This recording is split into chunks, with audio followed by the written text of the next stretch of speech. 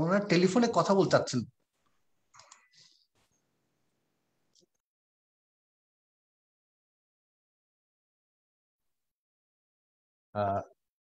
Udmila, you can talk to the representative from Dr. Mastur if they have any technical issues.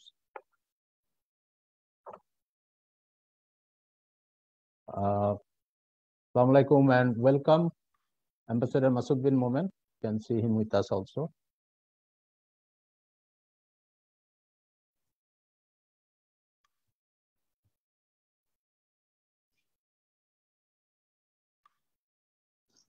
We're just waiting a few seconds.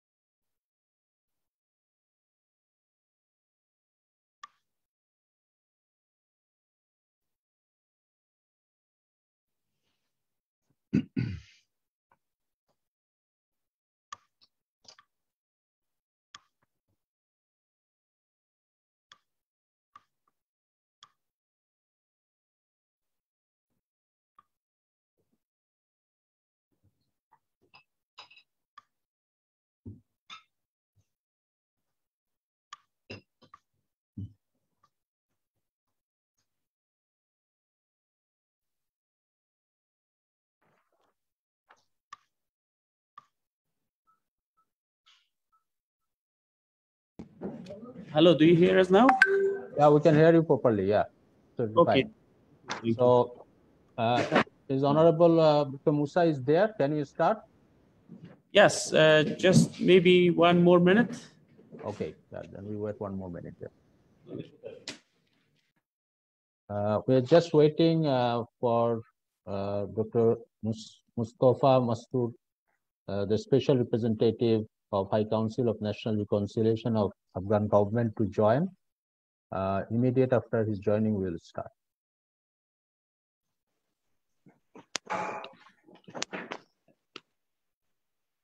Yes, he is here. I can see.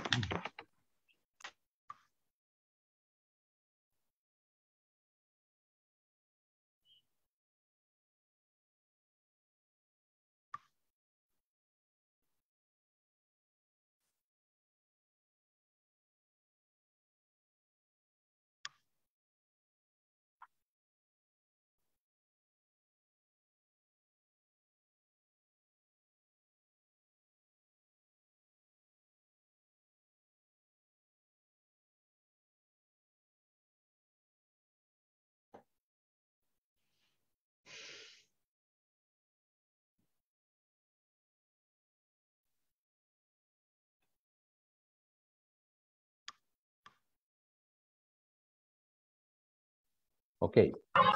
So, Assalamu alaikum. Very good afternoon, everyone. And I can see quite a good number of participants already joined in this very interesting webinar from different part of South Asia and also the other part of the world. So the title of this today's webinar is Current Afghan Situation and Bangladesh. Even though we kept Bangladesh in the title, but there will be mostly discussion on also South Asian context and also the global geopolitical scenario. So let me just give a very small introduction about today's webinar. We all know that Afghanistan, the land where all empires fall is again in turmoil even after long unrest for the last 4 decades.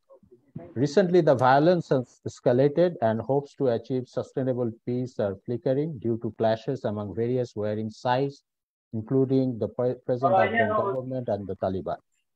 The Taliban were ousted from power in 2001, but now it has emerged as one of the major players as US forces pull out of Afghanistan. The current situation there is very uncertain and fragile as the shifting of power is on the way, making the whole geopolitical equation in South Asia volatile. As the SAARC member states, Bangladesh and many other SAARC countries, they are very worried because of any kind of unrest there may create a regional crisis due to refugee influx and increased armed conflicts. Many powers are trying to fill up the void in there left by USA, Pakistan, and India are already in confrontation there over its geopolitical gains. And China will be eyeing to implement its Belt and Road Initiative projects and increase its influence too. On the other hand, the Indo-Pacific strategy of the USA are also centered around Asia that will make Afghanistan an apple of discord in this region again. The peace, prosperity, and economic development of the South Asian region are interlinked. So an inclusive political settlement will be a win-win outcome for Afghanistan and all the countries in this region. As a prime regional research institute, the South Asian Institute of Policy and Governance of North-South University has taken this initiative to understand the current situation from an academic and geopolitical lenses, as the emerging unrest and power shifting in Afghanistan will have consequences in entire South Asia region. The aim of this today's webinar will be to understand better the evolving situation of Afghanistan, assess how Afghan situation is likely to have impact on its neighborhood and beyond, and how Bangladesh should prepare to the changing situation in Afghanistan and around. We are very delighted and very grateful to have a quite impressive panel in this today's discussion. Especially, we are so happy by having Honorable Dr. M. Mustafa Mastoor, the Special Representative and Senior Advisor, the High Council for National Reconciliation of Islamic Republic of Afghanistan, as a special guest of this today's event. We are grateful to him because with his very busy schedule, he agreed to be with us at least for some times and give his remarks. Other than him, we have the chief guest with us, Ambassador Masood bin Momen, Foreign Secretary, People's Republic of Bangladesh. Our keynote speaker of today's session will be Brigadier M. Sakhawat Hussain, Senior Fellow, South Asian Institute of Policy and Governance of North-South University. And then we have three distinguished discussants, Mr. Farooq Ahmed, former Executive Director, BRAC International, Ambassador Shohidul Haq, Professorial Fellow, SIPG NSU, and Professor Lailufar Yasmin from Department of International Relations of University of Dhaka. With this beginning note, I would now like to invite our special guest of the session, Honorable Mr. Dr. M. Mustafa Mastoor, to give his opening remarks. I would like to give a small introduction of him before we go to him, and then we will go for the keynote presentation and other discussion. Dr. Mastoor is working as a special representative and the senior advisor on international affairs to the chairman of the High Council for National Reconciliation of Afghanistan. Dr. Mastoor's career spans a wide range of areas. He worked as Minister of Economy of the Islamic Republic of Afghanistan from August 2017 to September 2020. From 2004 to mid-2017, he served as General Director of Budget and subsequently as Deputy Minister for Finance at the Ministry of Finance, as well as Senior Advisor to the Chief Executive of the National Unity Government. Dr. Mastoor was a key member of the political negotiations that led to the Afghan National Unity Government in 2014. For over a decade, he was a key counterpart to all donors to Afghanistan and key financial institutions. As the Deputy Minister of Finance, he was the key counterpart for IMF negotiations between 2009 and 2017. He also led negotiation for regional projects such as Turkmenistan, Afghanistan, Pakistan, India gas pipeline, and the Central Asia, South Asia regional electricity transmission project. He is one of the founders or contributing members of many regional and international boards, including the G7, SAARC Development Fund, and others. Dr. Mastoor earned an MD in medicine and an executive master's degree in business administration. So with that note, I would now request Dr. Mastoor to give his deliberation.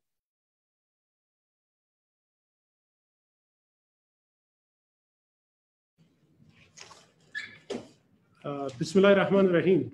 I hope everybody hear me loud and clear. It's okay.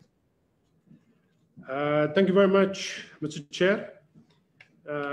First of all, Excellencies, ladies and gentlemen, it's really a pleasure to be with such a distinguished panelist today in the webinar to talk about the current situation in Afghanistan in relation with the interests of Bangladesh.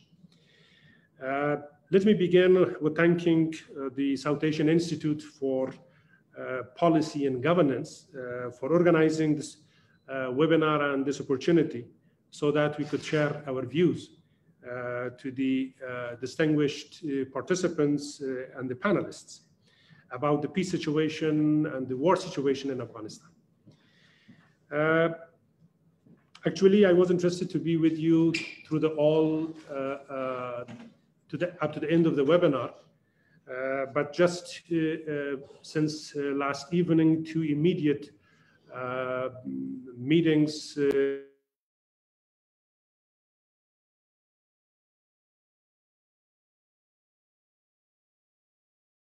Dr. Mastoor, you have been muted. Can you please unmute yourself again? Yeah. I'm not sure how long I was unmuted, but anyway, I was interested to be with you up to the end of the webinar. But just yesterday, it was decided that a delegation headed by the chair of the High Council for National Reconciliation to go to Qatar to directly meet again with Taliban, with the special envoys of the all countries related to Afghanistan, and following day on Wednesday to talk, to be there with the Troika Plus meetings, so that after all these intensified conflict situation, if there is still any opportunity on the peace process. So I'm apologizing for leaving you early, but anyway, I'm sure that many of your the panelists in this webinar, they heard about Afghanistan and the background. Just would like to briefly discuss it, that the conflicts in Afghanistan started in 1978, and then in 1991 there was the fall of the government, and then the former Mujahideen came to power. And then in 1996, Taliban took power.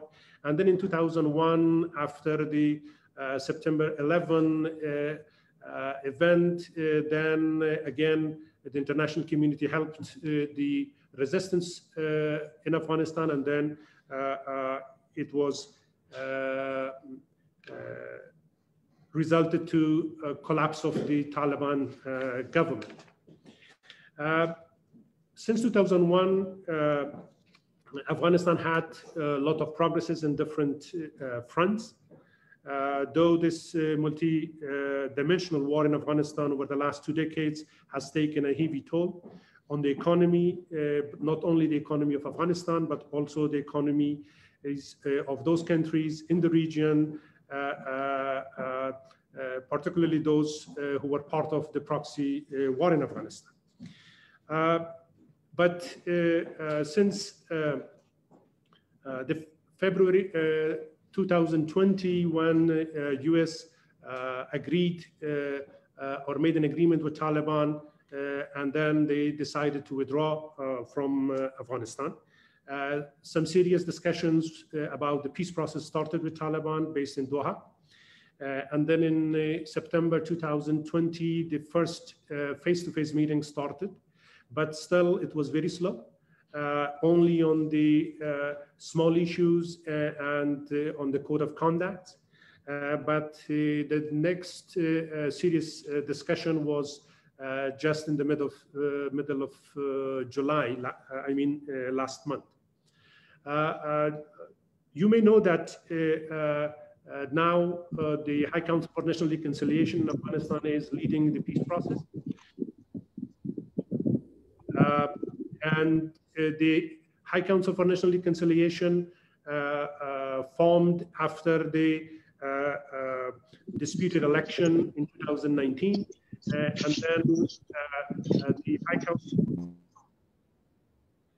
and then the High Council includes the Ministry of Peace and also the negotiation team, and also we have two decision-making forum. One is called the General Assembly, which is around 150 individuals from men, women, different sectors of the society, to the opposition and political parties, but mainly led by the Leadership Committee, which is around 50.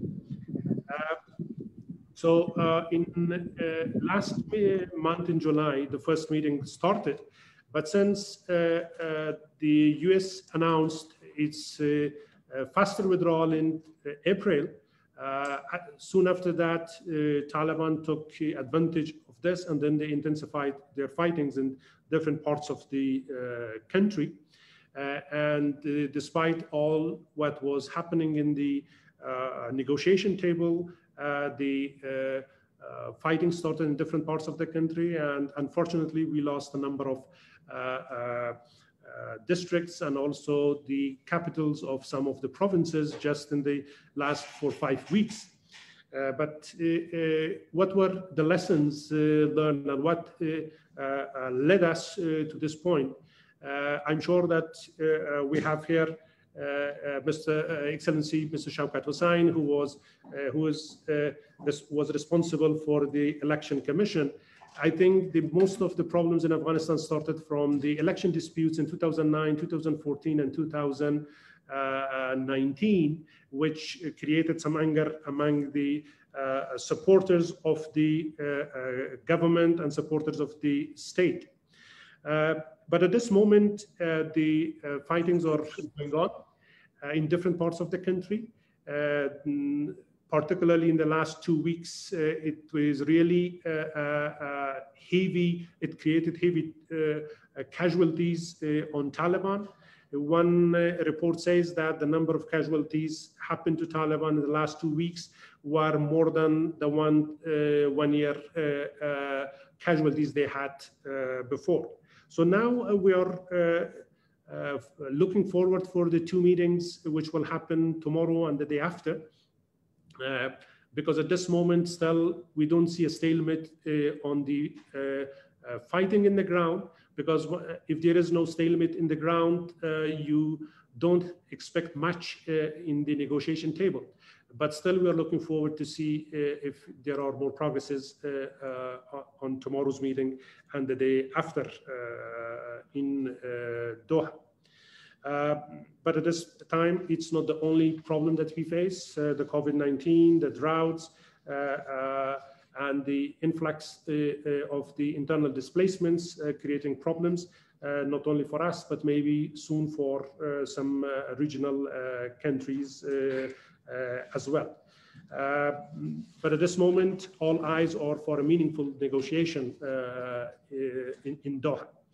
The main differences that we have with the Taliban at the moment, though we would like to talk about the power sharing, the confidence building, and also to work on a constitution that both sides to agree. But one thing that they emphasize more is the Islamic system, their own Islamic system. Many times they have been asked, including the last meeting in July, that what model that you would like that to implement in Afghanistan, because we have different Muslim countries that they are not like each other, whether we should follow the Saudi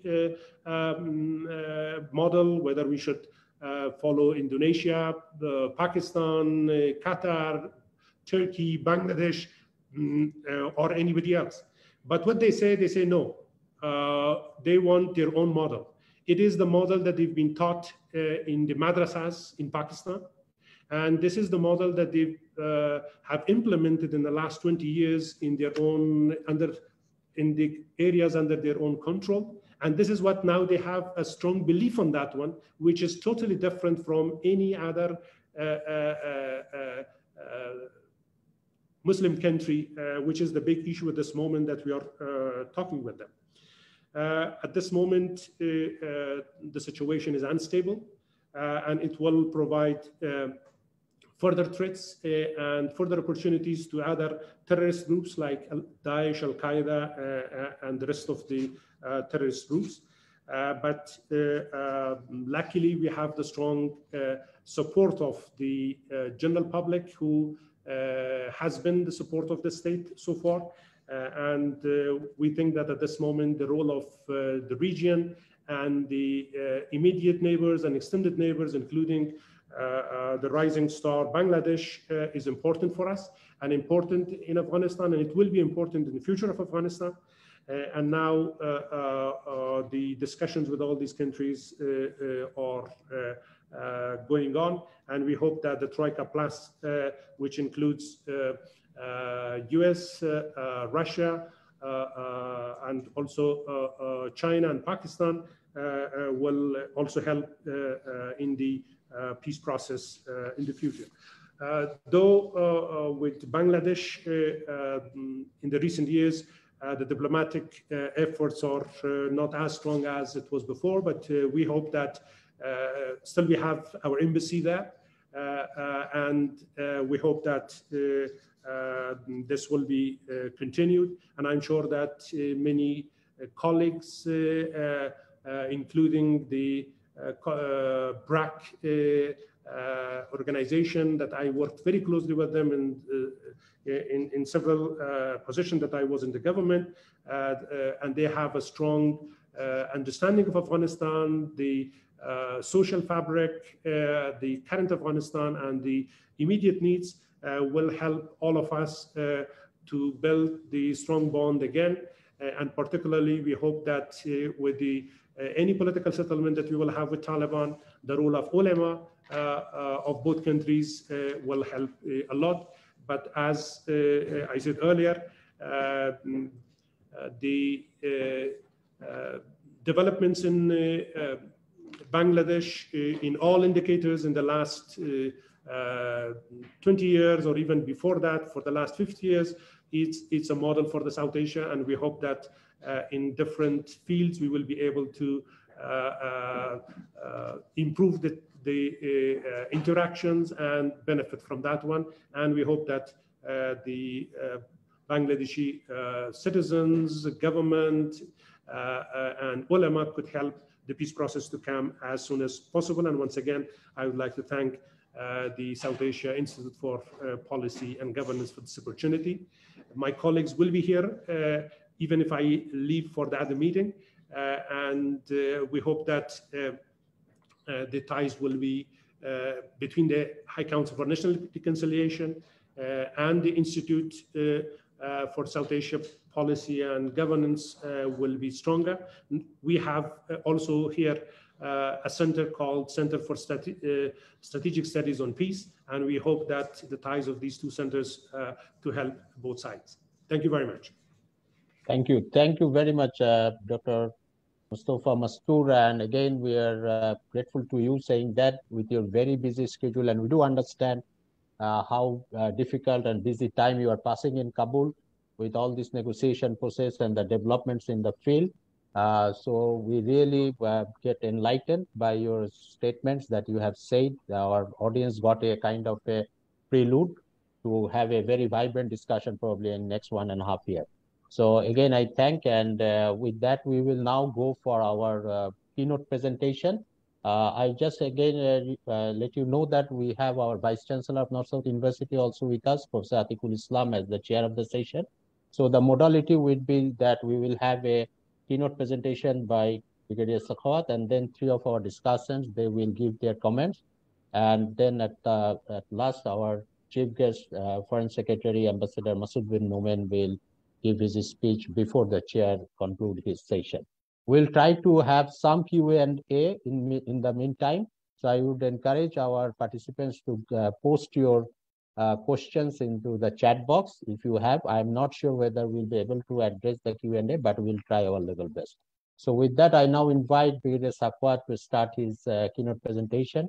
And I would request him to a little bit concise the presentation, because already we have some introductory things. So if it is possible to finish 30 to 35 minutes. Brigadier Sakwat, please start. Please unmute yourself. And probably the SIPG staffs, yeah, is coming in.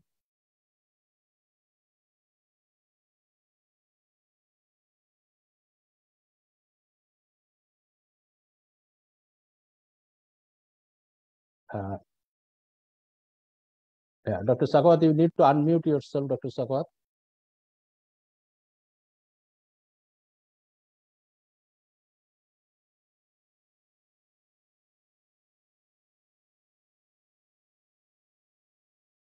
You are still muted.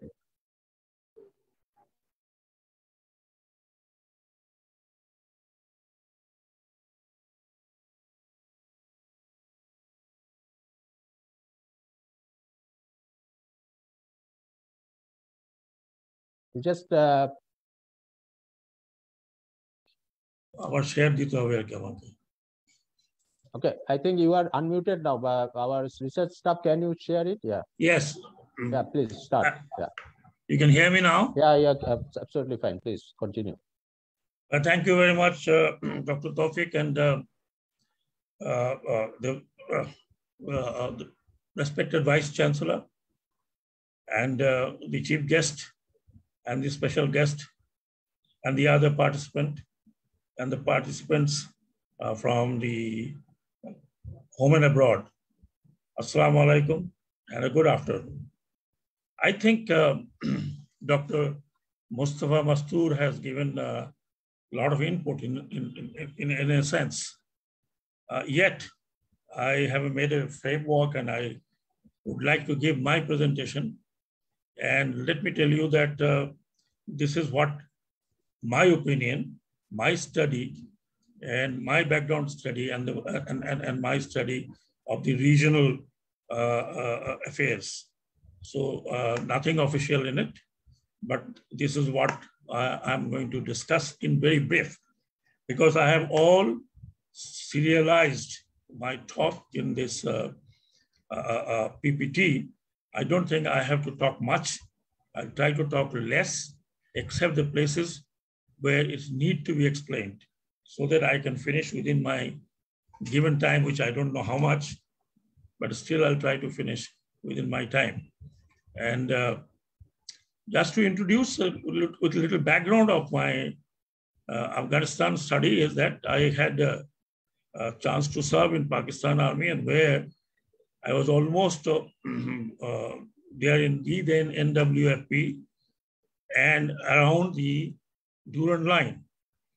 So I came across the Pashtun people, Hazara people, and all other sub-tribes, and worked with them. And I developed interest in particularly the Pashtun culture and knowing people. That was in the beginning. After that, after coming to Bangladesh, in 88, 89, I attended National Defense College in Rawalpindi. At that time, it was in Rawalpindi. And we had the Afghan study. And that was the time when the Mujahideens were fighting the Soviet occupation.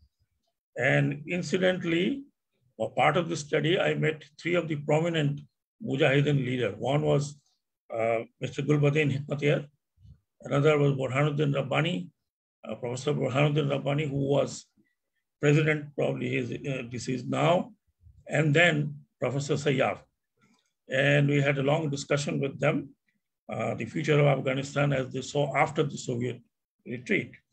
Then in 2002, I went for a seminar in Islamabad and to write also my book.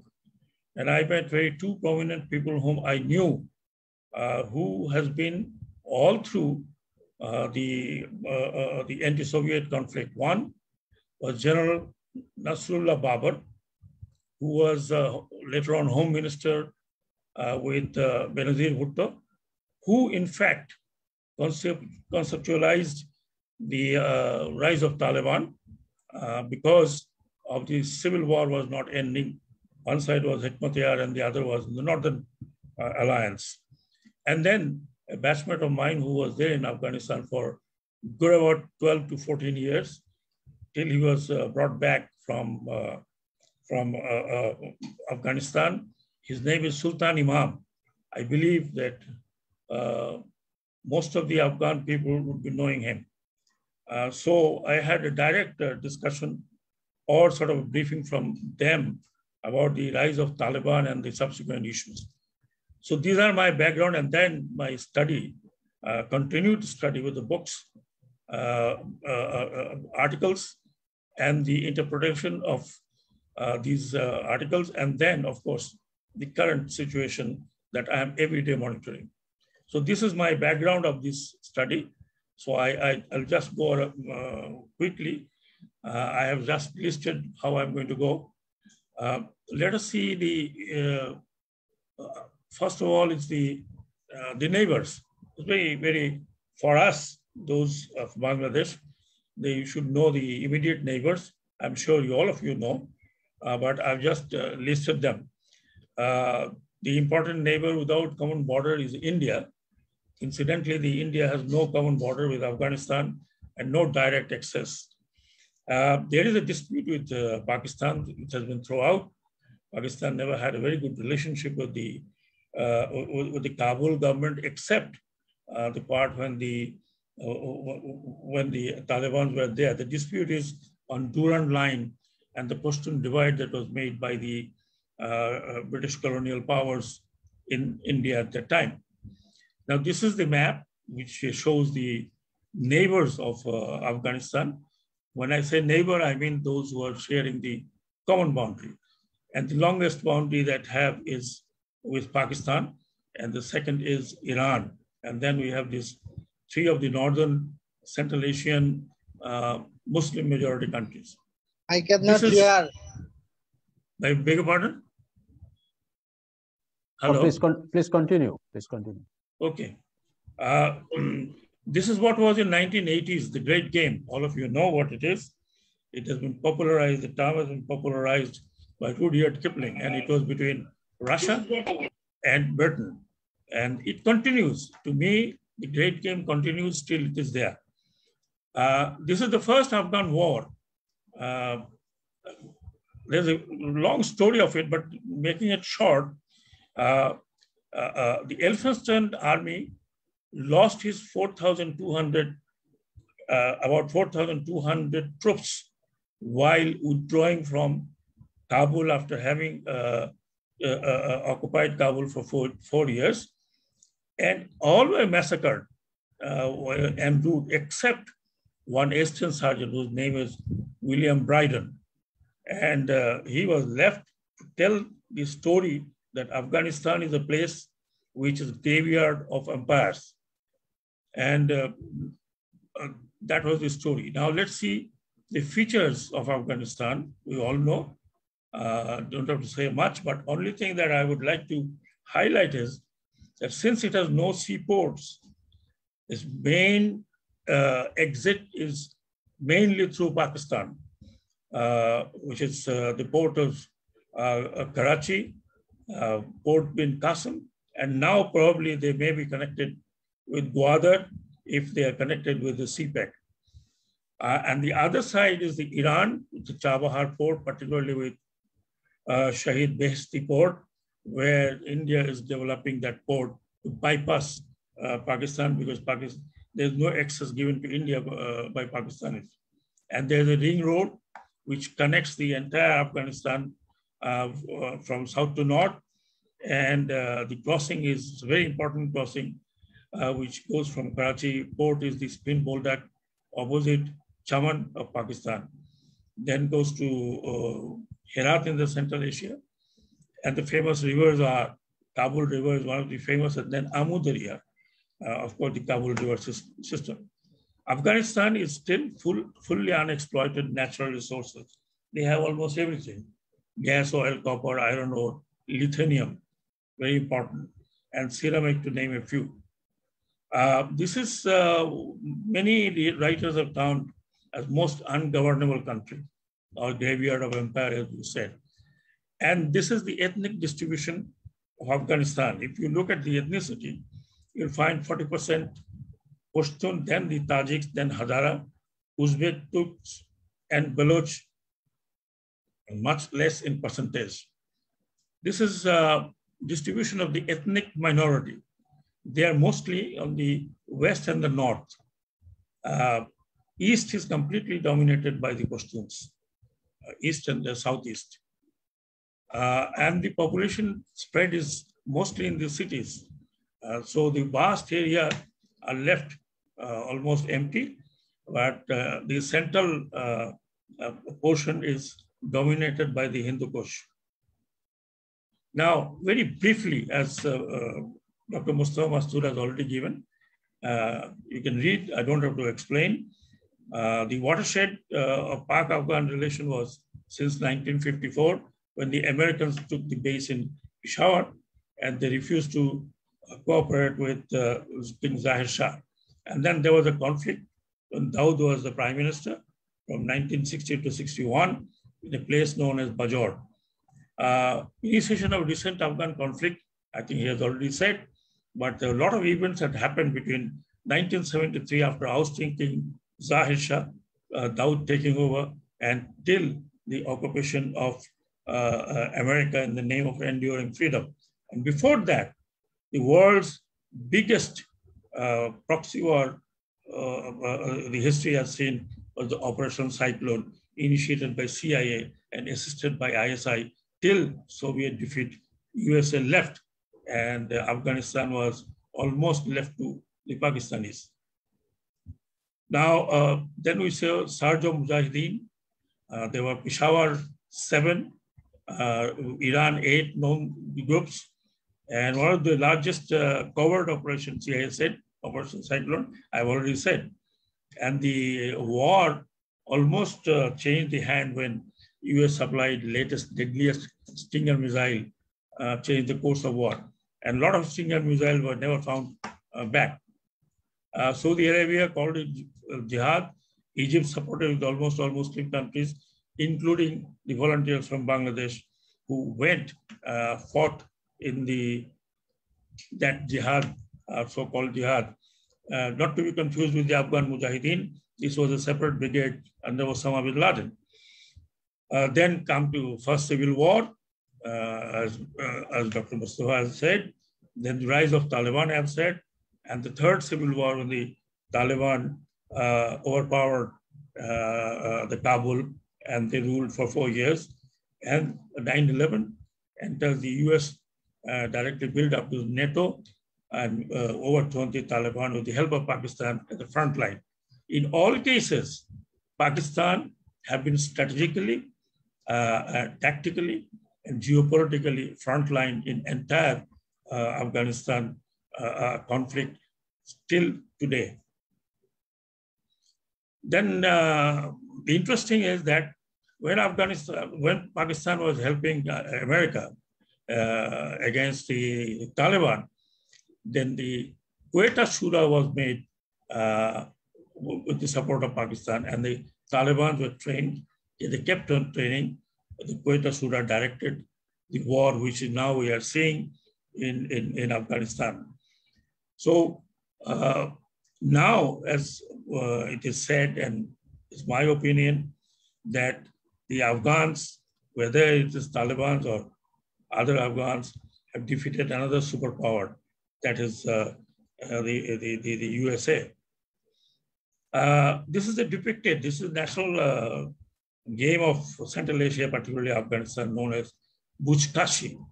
And this is a game between two powerful team to snatch characters from one to another.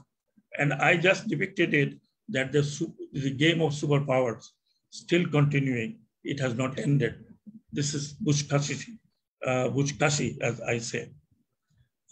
US surge troops, we know, this is Bagram base, 40 kilometers north of Kabul, which was constructed primarily by the Soviets, and then of course the Americans made, and they left at the dead of night.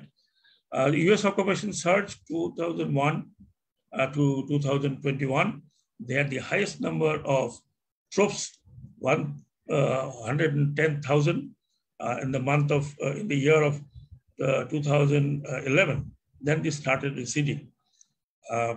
Okay, and then I come down to the effects on the South Asia and the regional geopolitics and strategy due to internal conflict and the end of 20 years US occupation. And you see the picture of one of the architects of Afghan invasion, Donald Rumsfeld, who visited US base in 2003, and he was very sure that they are going to change.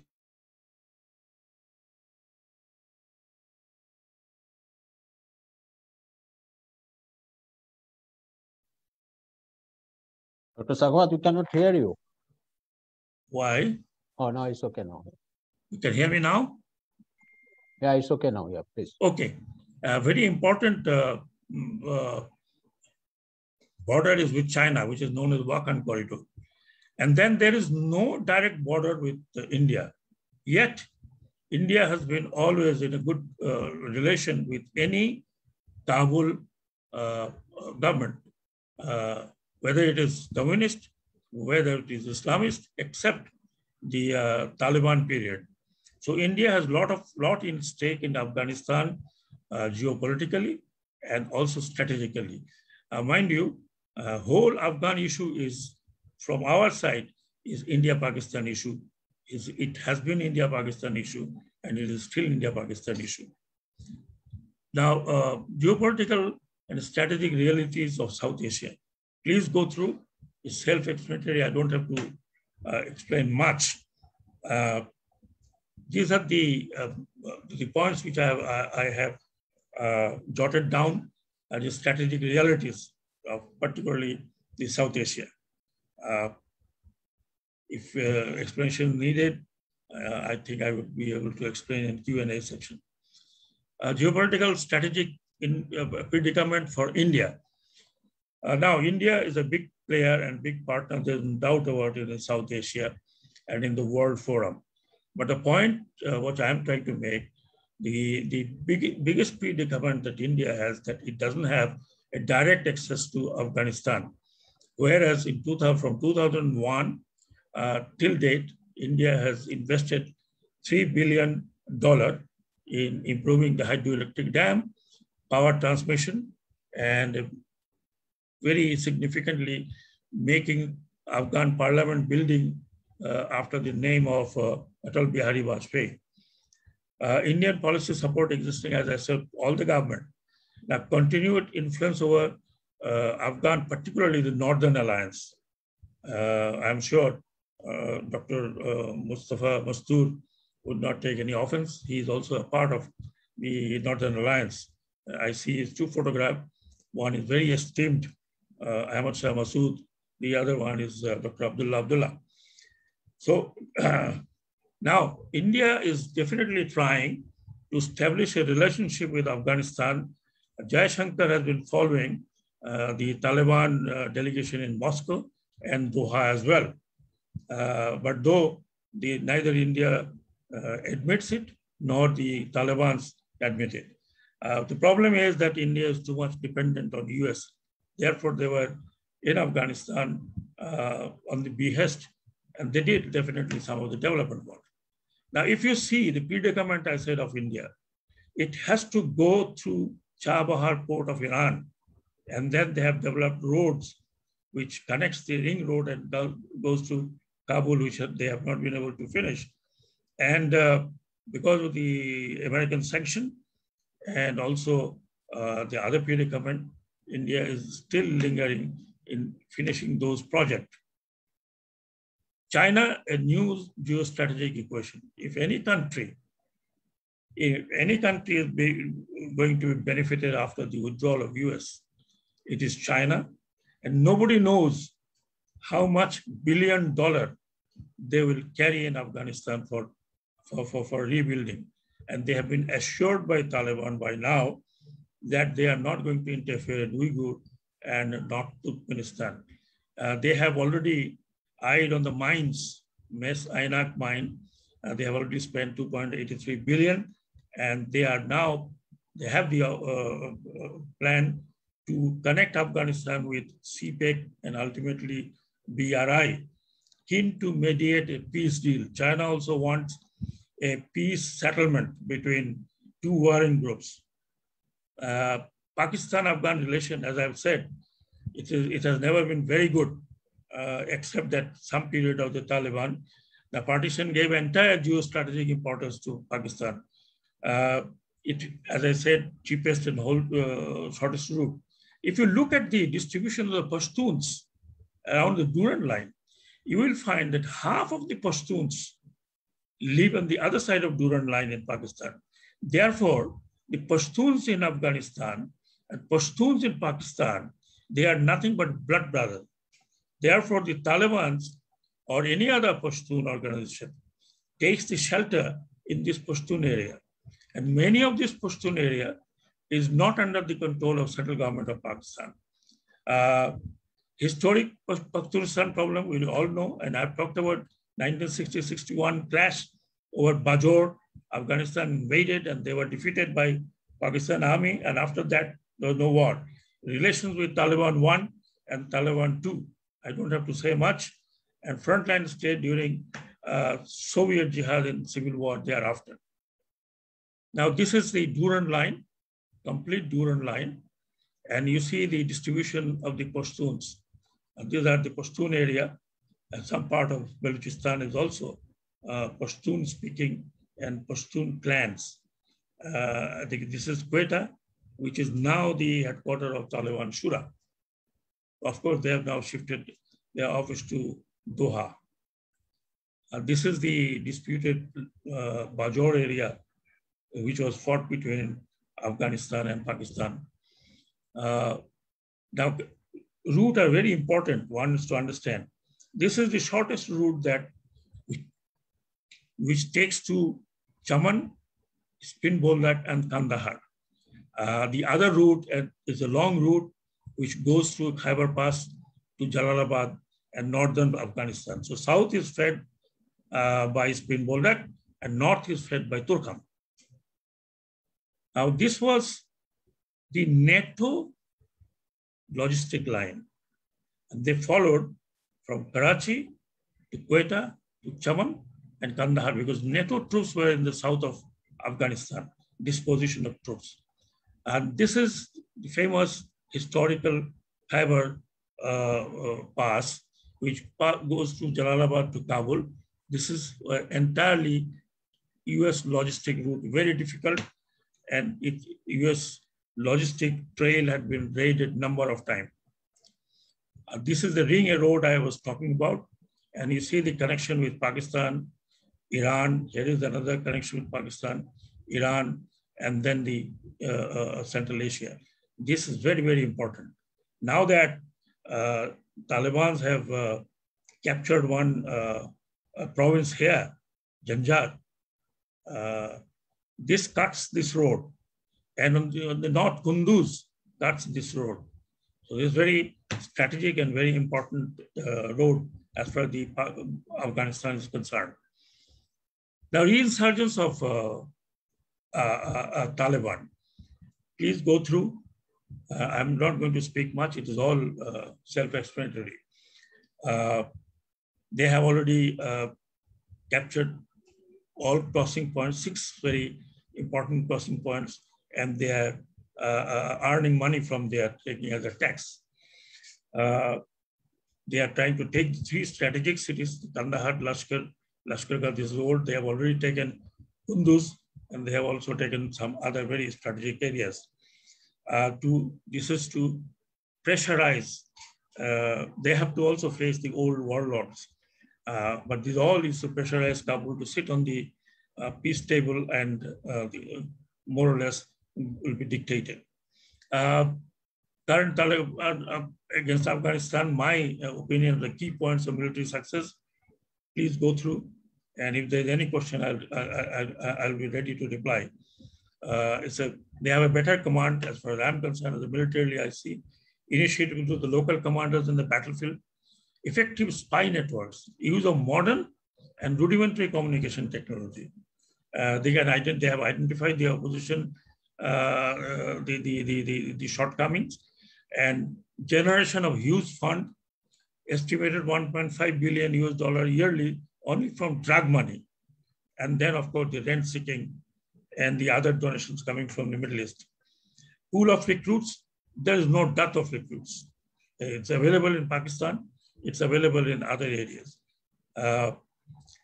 But what I feel, this is my opinion, they have tremendous support in the rural masses, very conservative rural masses, particularly in southern Afghanistan, where the Pashtuns reside.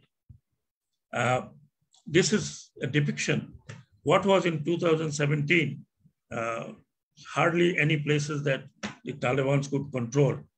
And this is the last, taken from BBC, 8th August 2021.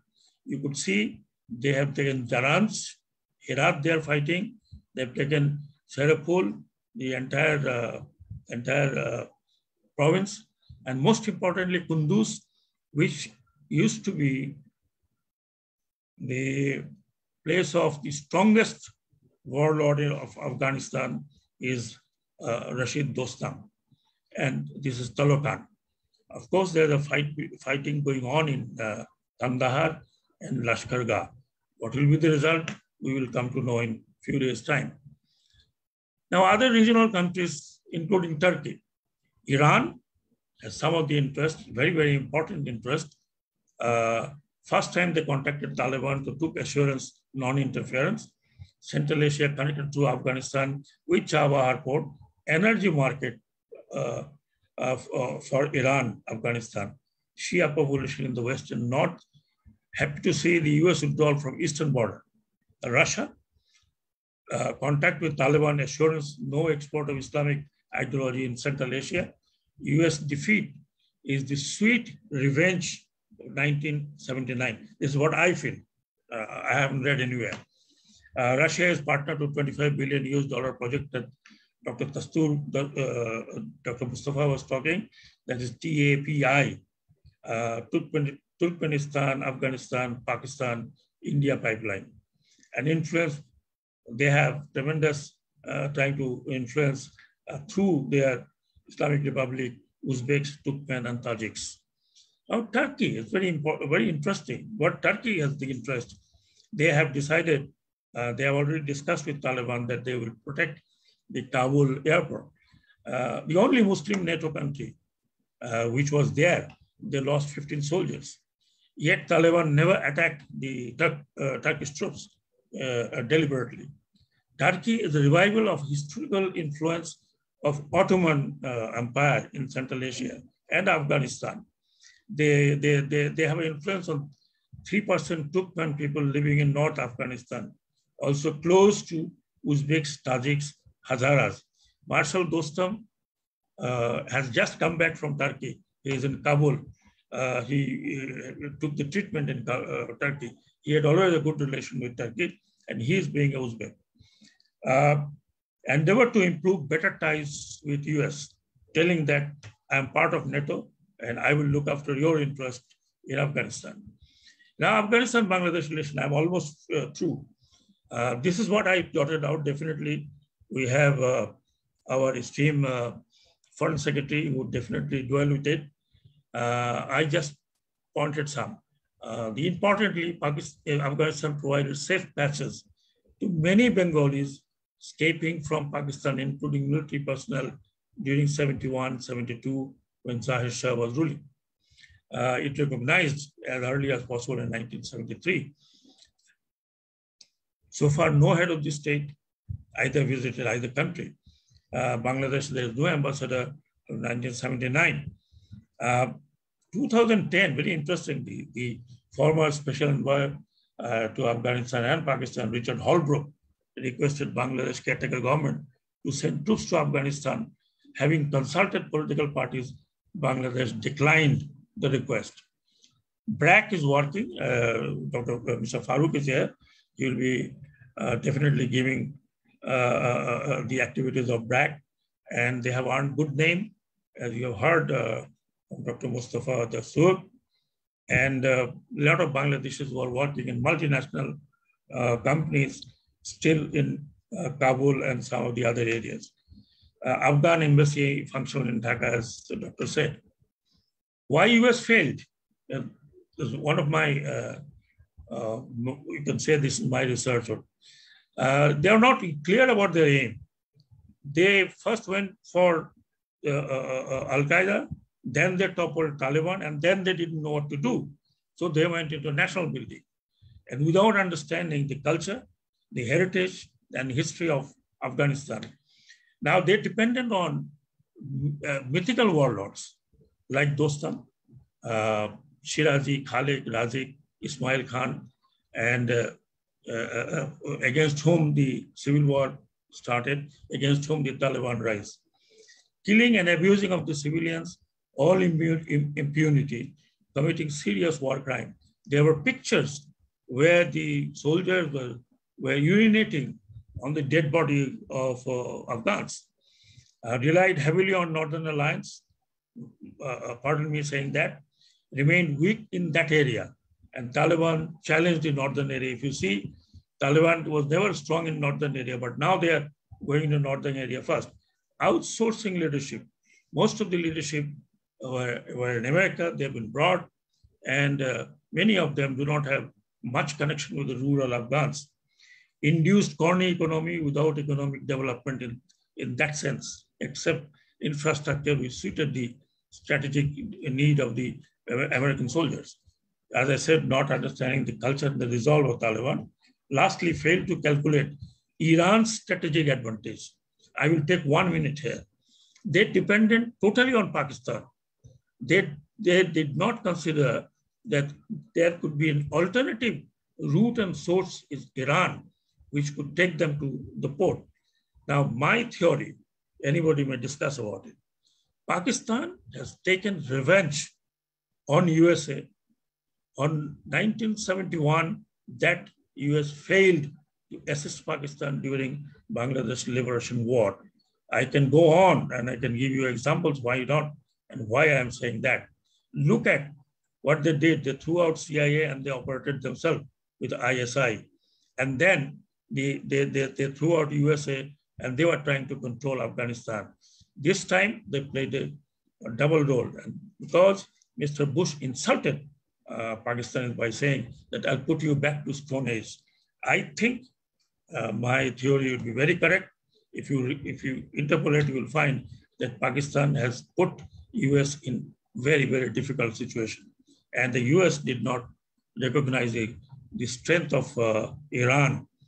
They could have used the strategic strength of Iran.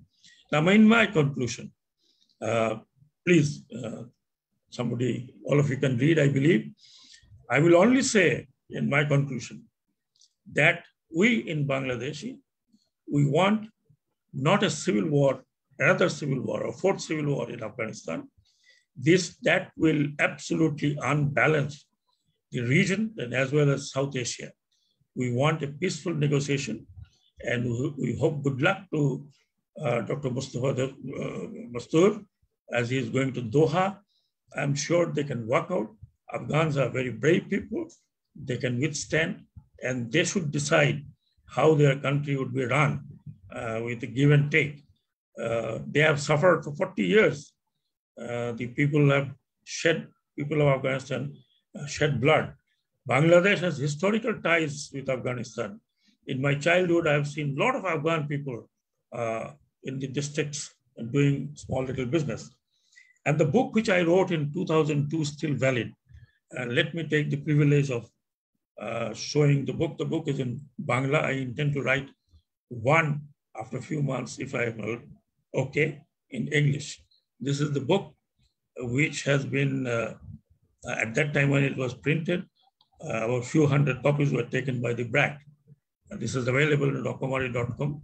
This will give you the background, particularly Bangla speaking, jara Bangla poren, porte paren. It's a well-documented book, as I said, of my few experience and my reading. I am now all open for Q&A. Thank you very much. And I apologize if I've taken a little more time. No, thank you. Absolutely. It's excellent presentation. Dr. Sakwat, you finished right on time. And I'm a little bit sorry that I pushed you to be concise, because it's an excellent presentation, very informative, I tried to. Very analytical. I'm sure that our discussions will carry on with that keynote. And also I'm seeing lots and tons of comments coming in the chat box. We will try our level best to at least get some of the responses from the comments. Now I will go directly to our first discussion. So it is Professor Lailufar Yasmin. So before going to her, I just give a very short brief about herself. Dr. Lailufar is a professor at Department of International Relations, University of Dhaka. She has undertaken her studies at University of Dhaka, Georgia State University, Atlanta, and Macquarie University, Sydney, Australia. She has done her fellowship in the UK, China, USA, and Scotland. Her areas of research include Bangladesh's politics, economy and foreign policy, South Asian affairs, China's rise, maritime security and Indo-Pacific region, and women's participation in the UN.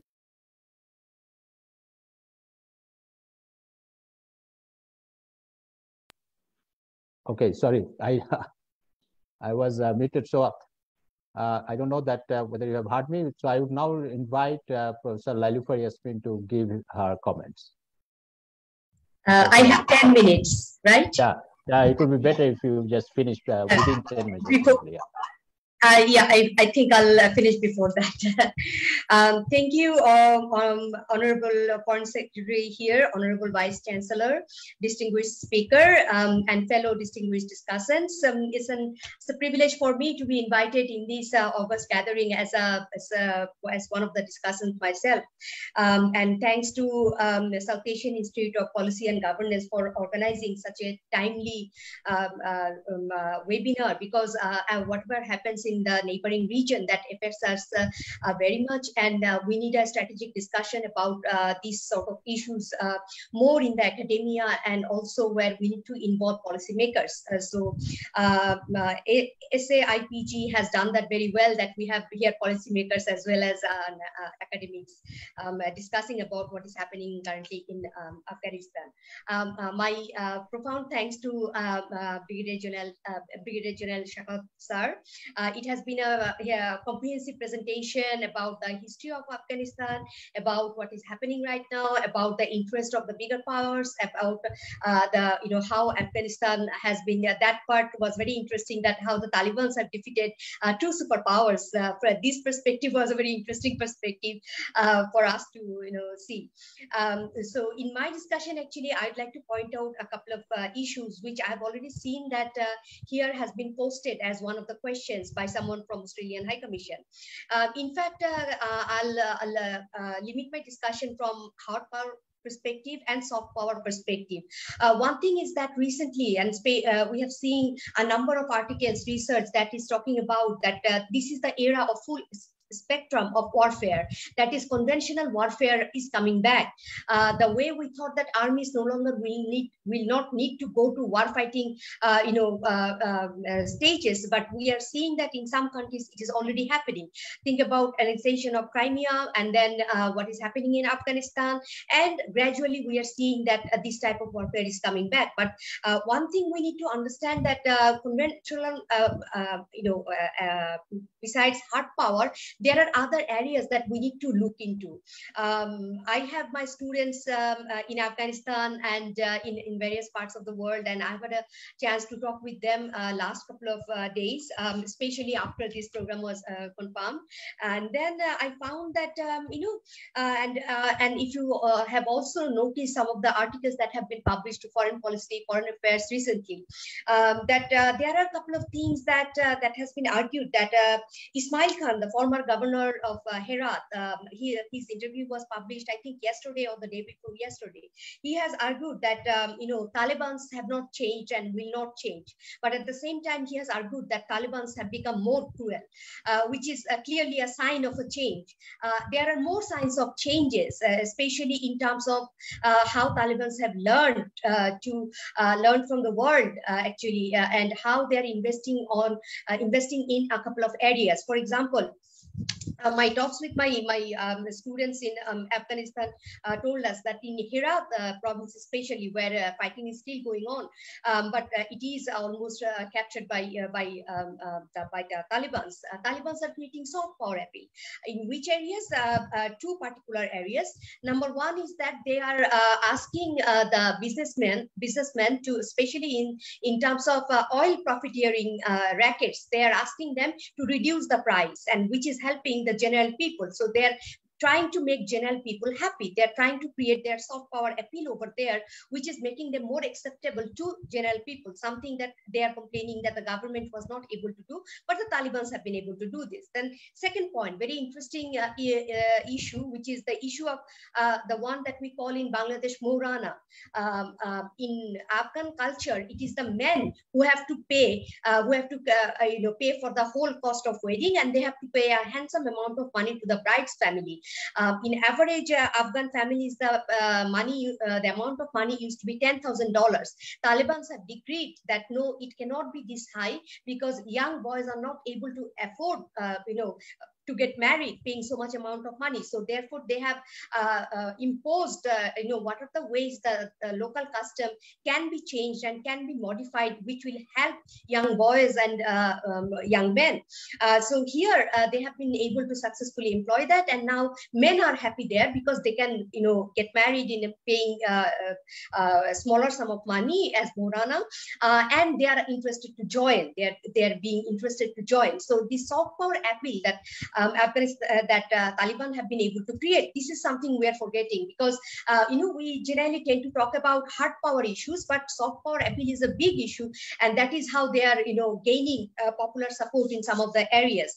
Then in terms of security, in Taliban controlled area, it is generally considered as peaceful, whereas in big cities, government areas, there are targeted killings, and there were several targeted killings in the month of August, and those were influential people who were killed by gunmen. And then if you see that Taliban's, as Sar has pointed out, that they mainly come from Pashtun background. So remember here, Honorable, Dr. Mastoor, he was talking about what kind of Islam Taliban's want. If you remember in 2004, when Taliban's claimed up to Atok Bridge, that is actually a Pakistani territory, but opposite to the Indus River area. So they claimed the area till Atok area. And there they sort of issued their own fatwa that driving in the left side of the road is un-Islamic. So they make things as they go. So they want their version of Islam, which may not have any, because Quran definitely does not talk about driving in which side of the road would be Islamic or un-Islamic. So that is they're doing. Then again, how Taliban's learned and creating soft power appeal. Two other things. There has been an establishment of Joint Terrorism Center for Excellence. This was back in September, October, when IS and Taliban, they joined hand to research about how to attract, according to them, brightest minds to get involved with their work. So this is an area that actually we need to be very cautious about, because this has implications, huge implications for Bangladesh.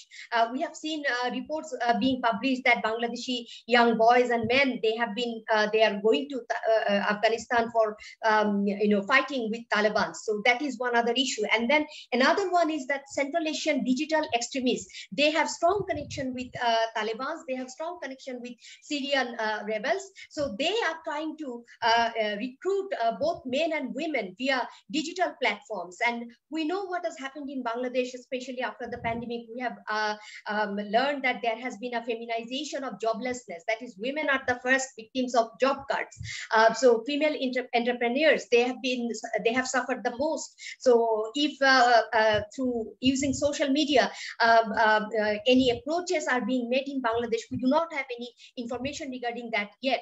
So these are some of the areas I would like to highlight that we need to involve in the holistic understanding of what is happening in Afghanistan and what are the implications for Bangladesh. And of course, there are predictions that there will be another round of refugee influx to either Europe or to this South Asian, this region, and also in regional geopolitics, how there might be a new nexus among Iran, Pakistan, and China. So this is another sort of burgeoning sort of alliance or burgeoning cooperation we might see, who would be willing to work with Taliban. And so what will be the implications of that? Because we know and we understand, and many researchers have talked about it, that they are using religion for political purposes. They are not using religion for religious purposes. So that is why my suggestion would be that we need to look into both soft power appeal, how Taliban has created,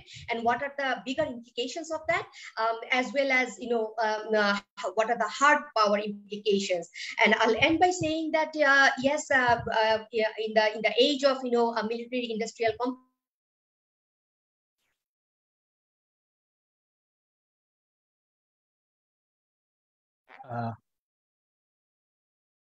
I don't know, Professor Lalifor, probably you have logged out or something happened. So thank you. We'll come back to her again once we, if you get the chance to come out with some of the question answers. I would now go to our second discussant, Mr. Farooq Ahmed. We tend to look at finished, I think. Okay, thank you. So Farooq Ahmed, he was the former executive director of BRAC International. Before going to her, let me give a brief introduction about him. So Mr. Farooq Ahmed has retired as the executive director of BRAC International after 19 years of service in BRAC. Mr. Ahmed worked for more than 2 decades at the World Bank, Bangladesh, and retired as senior operations officers in the health, nutrition, and population sector. Currently, Mr. Ahmed sits on the board of social marketing company, SMC, Rangpur Dinajpur Rehabilitation Service, RDRS, and BRAC Foundation. Mr. Ahmed completed his master's in health sciences from Johns Hopkins University and master's in economics from University of Dhaka. So over to you, sir, Mr. Farooq Ahmed. Thank you, Dr. Tawfiq, and respected chair, all protocol maintained. Let me start with, mine will be a little bit different what the keynote speaker and the previous speaker has spoken. Mine will be coming from a development organization coming from Bangladesh to Afghanistan. And in the first place, why did you go there in any case? First thing, when after 3 decades of our work in Bangladesh, learning about one thing, that how do you reduce poverty and empower the poor?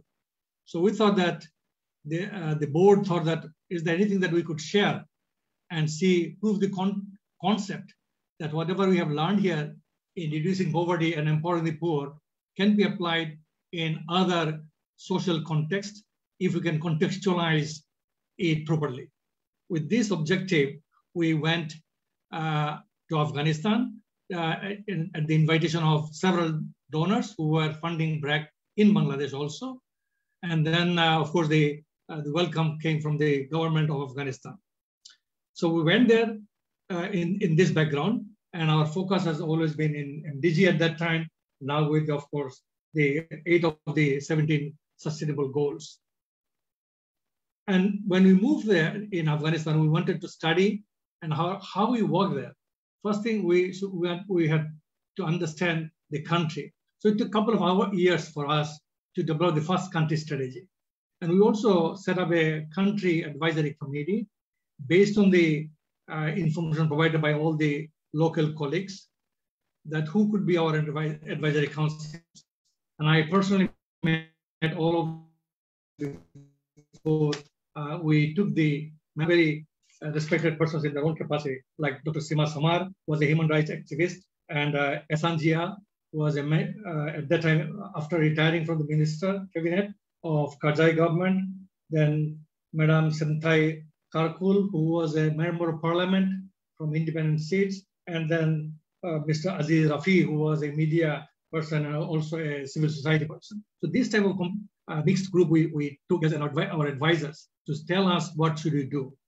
In going there, what we understood in the country that we could bring as a tool of poverty reduction. And when we moved, at one point, BRAC was almost in 26 of the 34 provinces. That expansion we made very rapidly with the tools. We took healthcare services, non-formal education, and we had the financial services and capacity building. Also, capacity means in training institutes, establishing training institutes, including nursing institutes, midwifery institutes, and also the research and monitoring capacity. So these were the areas that we concentrated.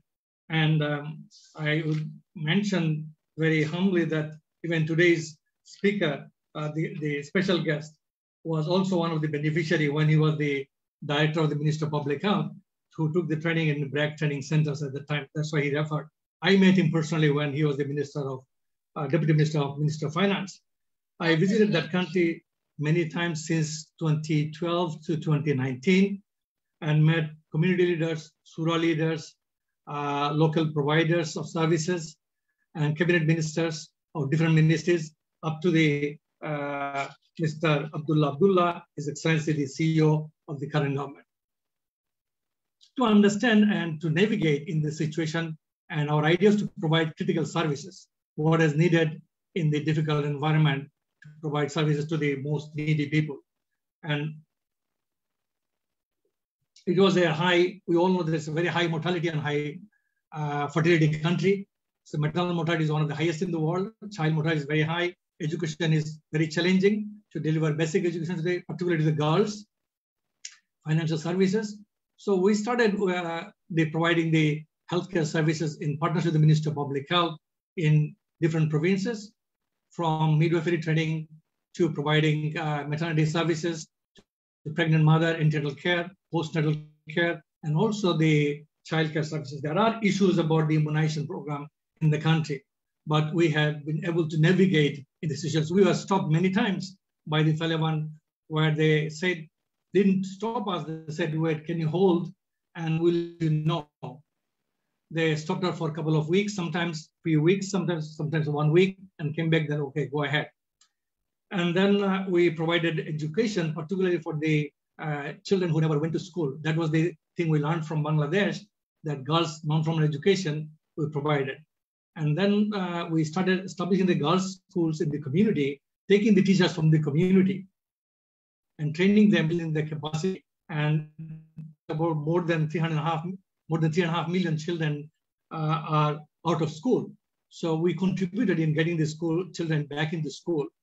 We have access to about close to 500,000 children to the school, and about 360,000 children graduated primary level, of which 83% are girls. We have established the co-education at the pre-primary level, which is 50-50. And for the dropouts, after primary level, some girls don't want to go to the next level, which we partnered with the government in the Ministry of Education, taking them to up to 12th grade. And the government has given us 300 schools where we can take them to get the kids up to the 12th level. We have established around 250 other schools where there is no government schools to take the girls at a higher level. The girls who didn't want to go to the higher level education, we provided them with the skills development. We established about 1,200 skills development training centers around the country. We are now operating in 14 districts, of which about 14 provinces, of which about 10 provinces cover the education program. And this is an amazing contribution that our colleagues have made in that country. When we started, we have brought the two things from here. One is the skill and the knowledge from here, and also the subject matter specialists from Bangladesh. But we try to build the capacity within the country so that they can be in the driver's seat, the colleagues from the country itself. And today we have more than 1,800 staff, of which only 20 are experts, expatriates, and about 34% are female colleagues. The teachers, we have now 2,100 teachers, of them 100% are female teachers. So this is a huge contribution in promoting the female education. I'll give one reference.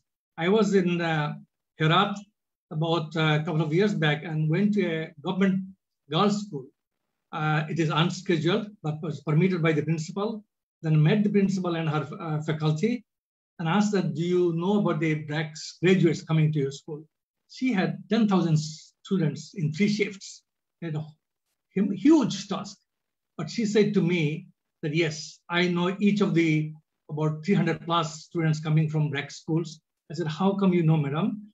She said 2 things. One, they're very disciplined and they're very engaged students. And then we also subsequently did research and we found our students have achieving much higher in their literacy and their numeracy in terms of competencies over the other public schools. So we contributed in that way. Also, we trained many government officials. We trained almost 30 out of the 34 provinces.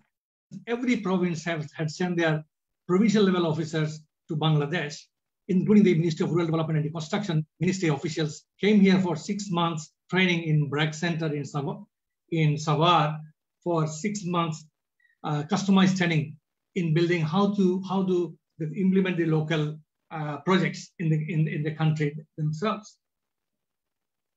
So that's the way we try to build the capacity at the district level, province level, at the national level.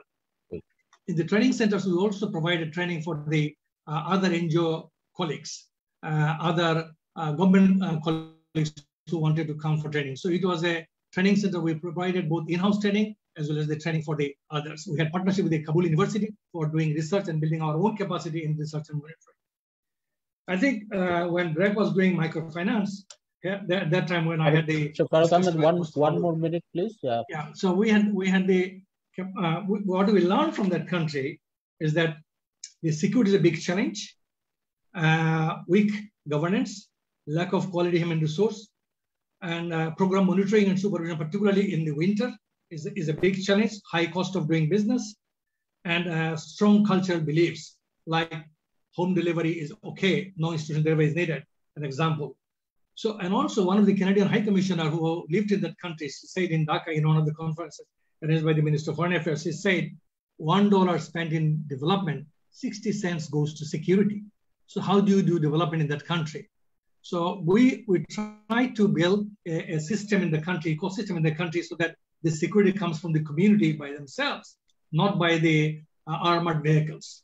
That's how we want to deliver the key critical services to the most needy people. I'll stop here, but I'll take 1 minute that yes, pre-primary, people are hungry. And if we can take the new ideas, even the difficult governors of the provinces like General Atta Mahmoud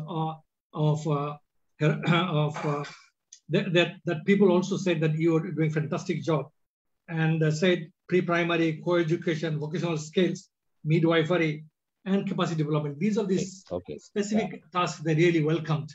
So I think people are willing to take the services if we can deliver it in a given context, understanding their cultural values. Thank you. Thank you. Thank you, Mr. Farooq. And very good comments. We do understand that when Professor Lailufar was talking about the soft power within Afghanistan, we can see that Bangladesh is also becoming an important country, place in South Asia regionally by using the soft power, like our developmental model, like the NGOs and the others they are doing. So this discussion is very fascinating that when we talk about the Afghan soft power and Bangladeshi soft power, not only the military confrontations and other things. So thank you very much for a very interesting presentation. Before going to the next discussion, I just want to let the audience know that we have also the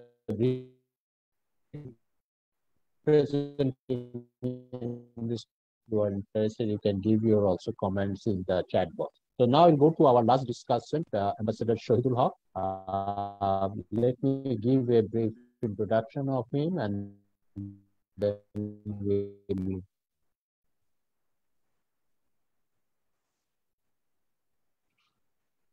Now, he is also a senior advocate.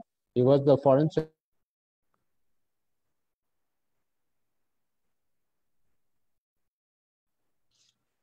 Have we lost Professor Tawfiq? Oh, sorry, I was a little bit disconnected. Can you hear me now? Yes. Yeah, yes. okay. Okay, so I was go ahead. just giving a short introduction of Ambassador Shohid. So Ambassador Shohid is now working as a professorial fellow, and he was the Foreign Secretary of Bangladesh from 2013 to 2019. And he also served as the Director for Migration Policy and Global Relations Division of IOM, based in Geneva. Mr. Hawk has also been extensively engaged in negotiations associated with Rohingya crisis. He led Bangladesh side of Bangladesh-Myanmar Joint Working Group on the repatriation of displaced Myanmar nationals from Bangladesh, and also chaired the Bangladesh National Task Force on Undocumented Myanmar Nationals from 2013 to 2019. So with that introduction, I would now request Mr. Shohid Haq to give his comment. Over to you. Thank you very much, Professor Tawfiq. I hope you can hear me, sir. Yeah, we can hear you. Distinguished Vice Chancellor, Professor Tikul Islam, and distinguished colleagues.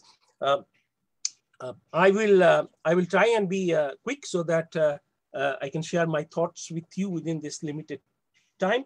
But first of all, thanks to all the panelists, in particular, Dr. and General Shakhawat, for a very comprehensive presentation. Congratulations, sir. In fact, I'll be building on your presentation. Now, before I start, since everybody was sharing their personal experience with the Afghanistan, let me also sort of share that from 2003 to 2004, when I was with the IOM UN, I have been assigned by the then Director General to act as a special coordinator with the Afghan, and that took me to Kabul and other places in 2003 and 4. And I recall the post-American period where we often used to spend our night in the trenches and always escorted by armed guard. So it was quite scary, thanks to my military experience that helped me not to get too much of faith. And I remember what a beautiful country and the people of Afghanistan are. So with this, I will try and focus on 4 areas, which is basically building on Brigadier Shakhawat's presentation. And it's basically asking questions and trying to see whether we can answer those. The first is that, what are some of the realities, myths, and assumptions regarding Afghanistan? And I'll share with you. Second is that, how could we even partly describe the current situation? I think describing the whole of the situation in Afghanistan sitting in Bangladesh is absolutely ridiculous. Third is what are the regional pair? Brigadier Shakhawat has made it. I just built on it a little, and then see what is the end game in Afghanistan. Is there an end game? That would be my frame. To start with the issue of myth and the realities of Afghanistan. Yeah, I'll then building kind of a few narratives. One is that Afghanistan is a civilizational country. I think we often forget that. It has a civilization of recorded 5,000 years, unrecorded 10,000 years. So that's something we should keep in mind. It's not a new state which was set up or a country set up in 200 years back. So, and its modern phase is even 120 years. So modern means when the whole issue of constitutions and liberalism and the rest of it came up. In fact, we started up with Habibullah Khan in 1901, where basically these things were brought in. So second narrative is that Afghanistan has actually experienced and continue to do so a deep struggle between traditional values versus modern values. And that's where the issue is currently. There are people who do not see that something in between could also be developed the way other Islamic countries have developed. And that's what our distinguished special representative was saying, that they hold the traditional Islamic values, wherefrom they just cannot move, because for them there is nothing called nation. there's only religion. So how could these two could be brought together? And that struggle has always been there in Afghanistan. But let me put a little bit of a context in it. First is that Afghanistan, if it is 5,000 years old, Islam is about 500 years. And the liberal Western values that we talk about is about 250, 200 years old. So this is the context. So we play in this context and try and find a kind of a mixed hybrid governance model. So that's something we need to keep in mind. The other narrative is that geography of Afghanistan is extremely critical, which General Shakwat has rightly pointed out. And you know, it's when I'm talking to you, is remembering the rugged mountains, the harsh hostile terrain. No, we can only talk about hostile terrains, but once you're there, you realize what hostile terrains mean: hot and sunny. But in the midst of that, there are valleys which is lush green with a lot of fruits, the two rivers, Amu Darya and Kabul passing through. So it's a land of mystery, lots of contradictions, and land of beauty that I suppose. But there has not been much interest, although it is a Central Asian country, but most of the big powers for a long time treated this as if it is in the margin of Central Asia, somewhere between Central, South, and West Asia. So that's something geography talks about. The other one is that which we have by now come to know, that it is a child of great game. You know, if there's one child of great game that we can think of in South Asia, then it is Afghanistan. And the child somehow or other is not able to come out of his childhood or boyhood and become adult by itself. So that's something we need to keep in mind. And as I said, that it is in Central Asia, and Central Asia itself is extremely volatile. It's extremely uncertain. And Central Asia has still to be stabilized the way we see Europe or even Asia. So, you know, that will give you a little bit of a sense that why we are facing the situation that we are in. And there has been much written about Afghanistan, except Ahmad Rashid's two books, one on Taliban and another on Jihad. Extremely, if anyone wants to understand Afghanistan, then must read his Taliban and the Jihad, the two books. That will give you a pretty good idea where the country stands. Now, the next part is how could we describe the current situation in Afghanistan, sitting in Bangladesh? It's quite a difficult proposition, but I'll make an attempt from my own perspective. US and allies' retreat from Afghanistan has been now widely recognized as a big defeat, which will have a larger political implications on United States, on its allies, and all of us. So that's, it will not just a defeat. It will be larger than Vietnam. That's what my understanding is. Now, the second is that Afghanistan is already in a civil war, which is unlikely to end in any definitive outcome. So what we are actually now looking forward to is a region which will be engulfed in civil war, and it will be tribal civil war, which is the unique part of the Afghanistan. The people who will be most sufferer in the whole process is Afghan people across the land, across the country, and you know, death, starvation, humiliation, and hopelessness looks like would be their.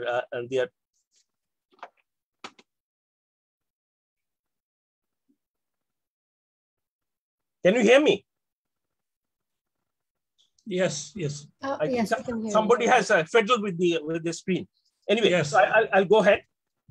And by now already there's 1/3 of Afghan people are displaced within the country, and some of this will spill over, and some of the speakers have already talked about it.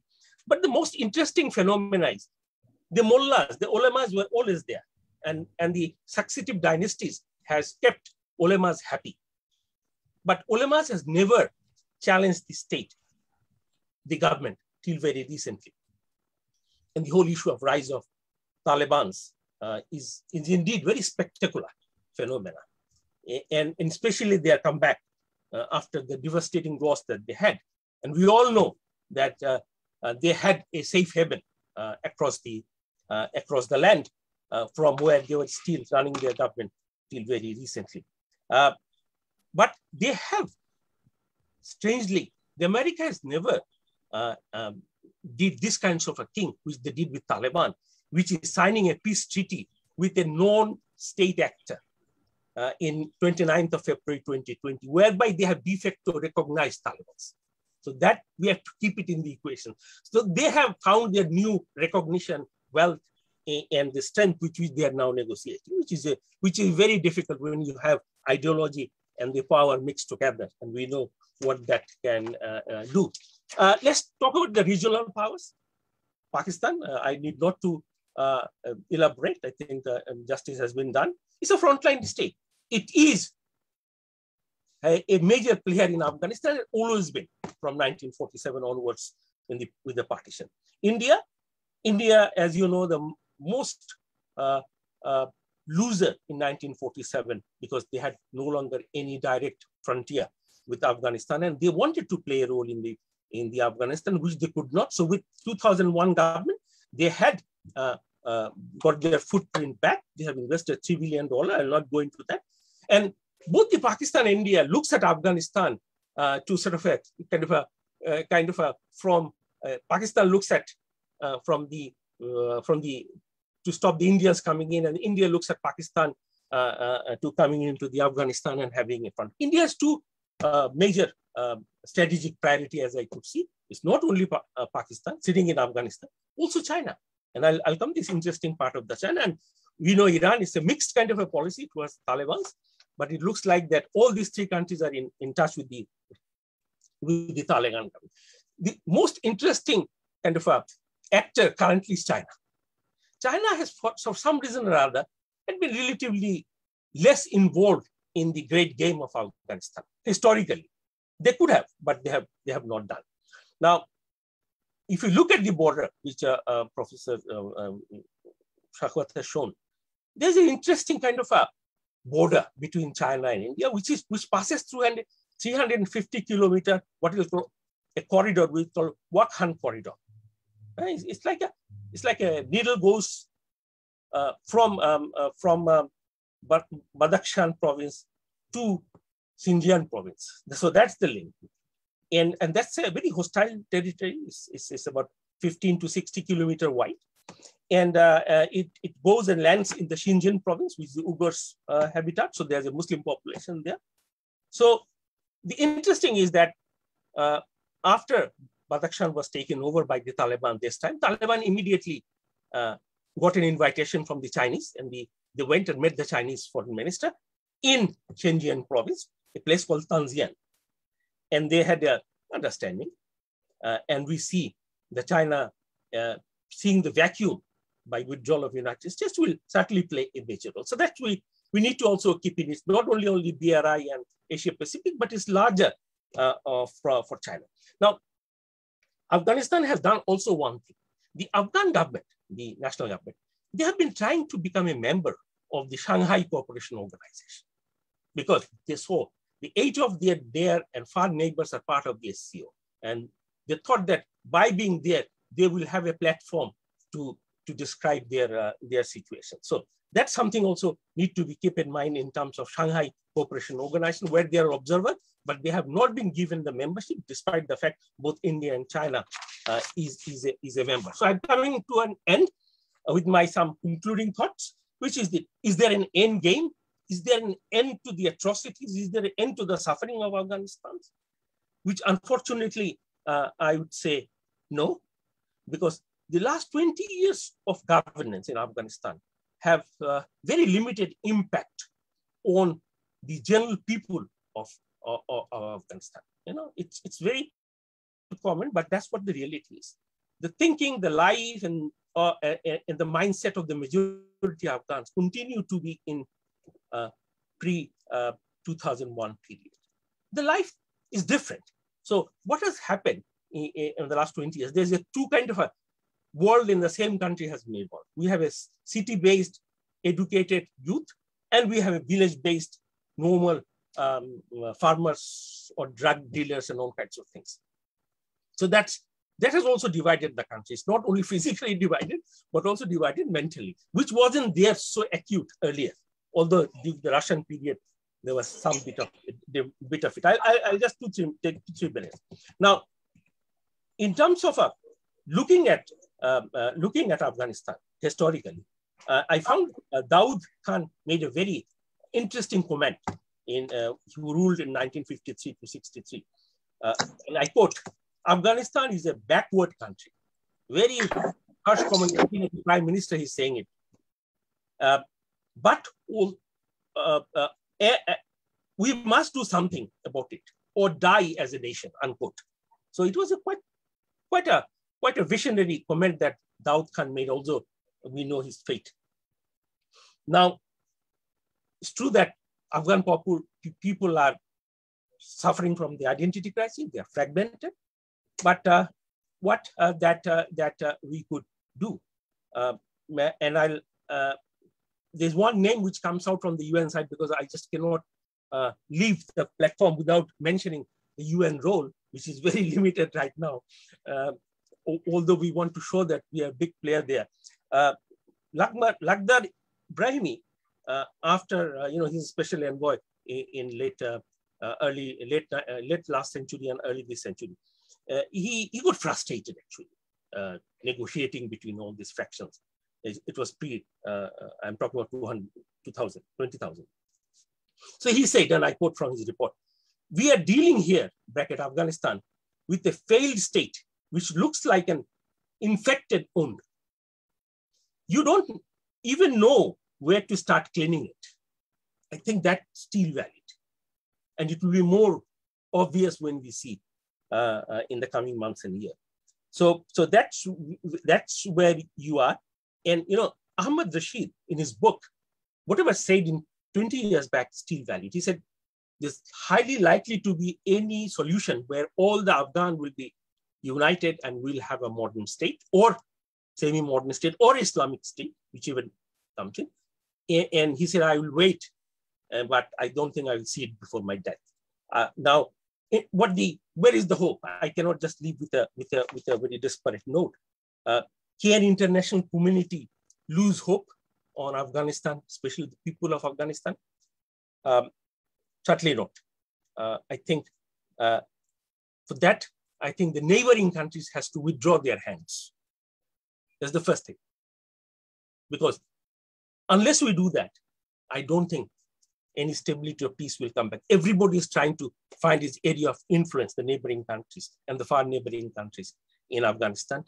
And people are playing with that.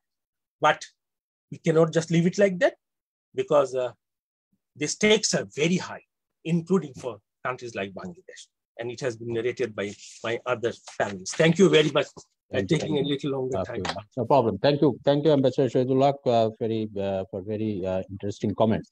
We will, before going to our chief guest, I will just take 5 minutes time for just addressing maybe by our keynote speaker, 1 or 2 questions coming in the chat box. There are lots of questions, as I said, that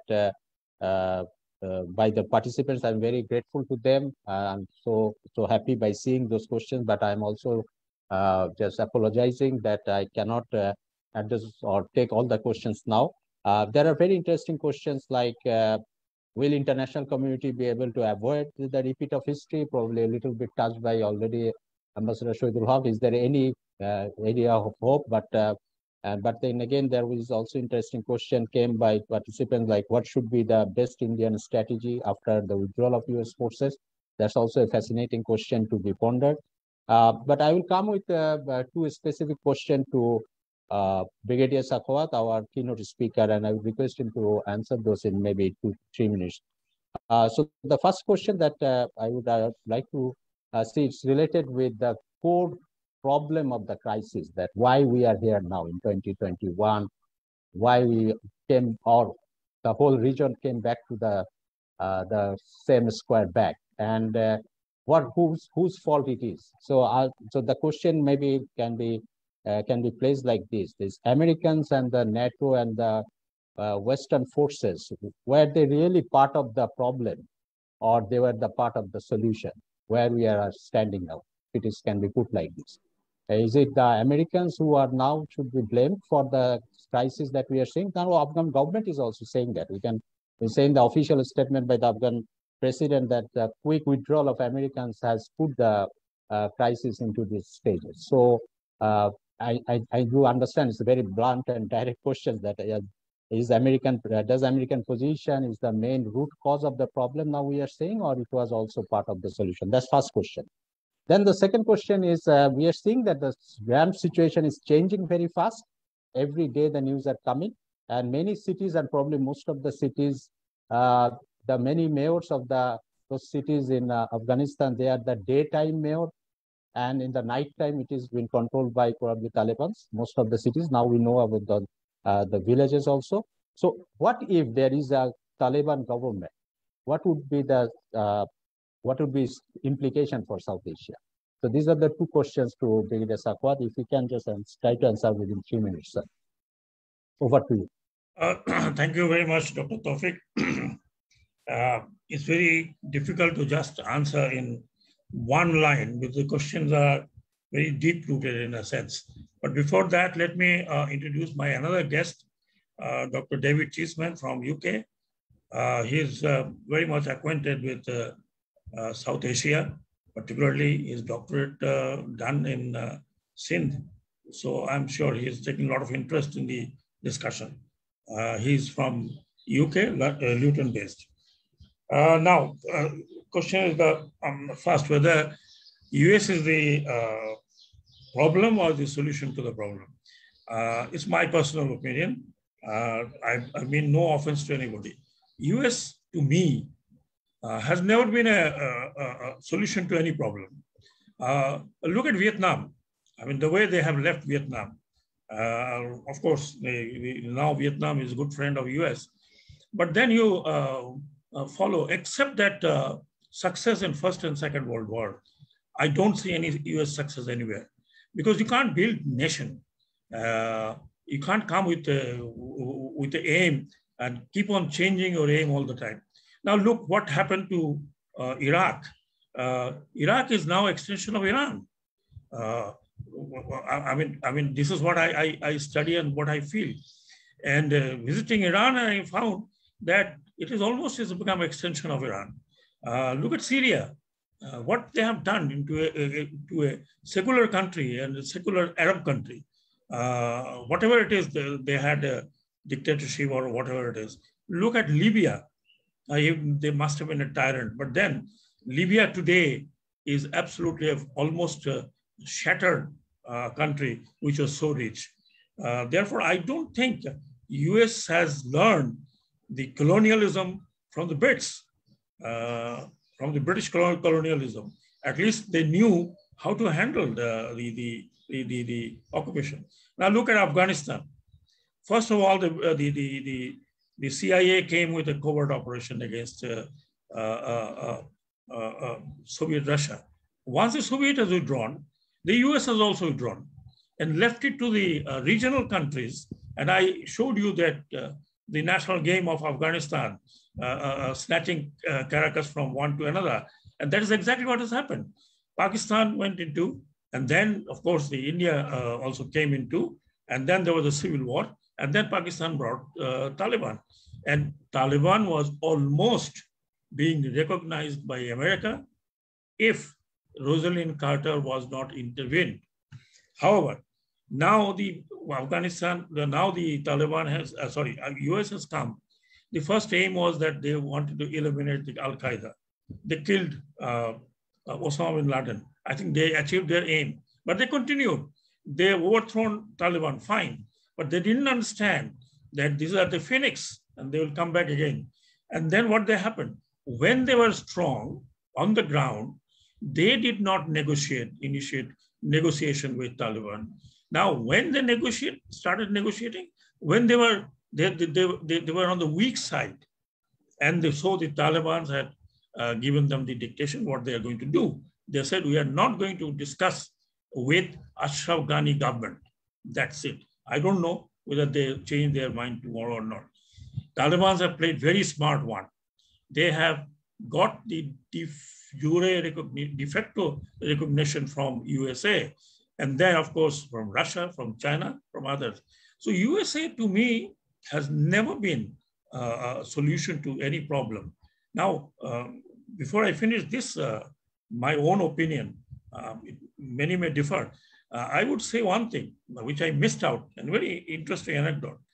Look, the British lost in 3 wars, almost lost 3 wars in Afghanistan, and they survived only 38 years. The British Empire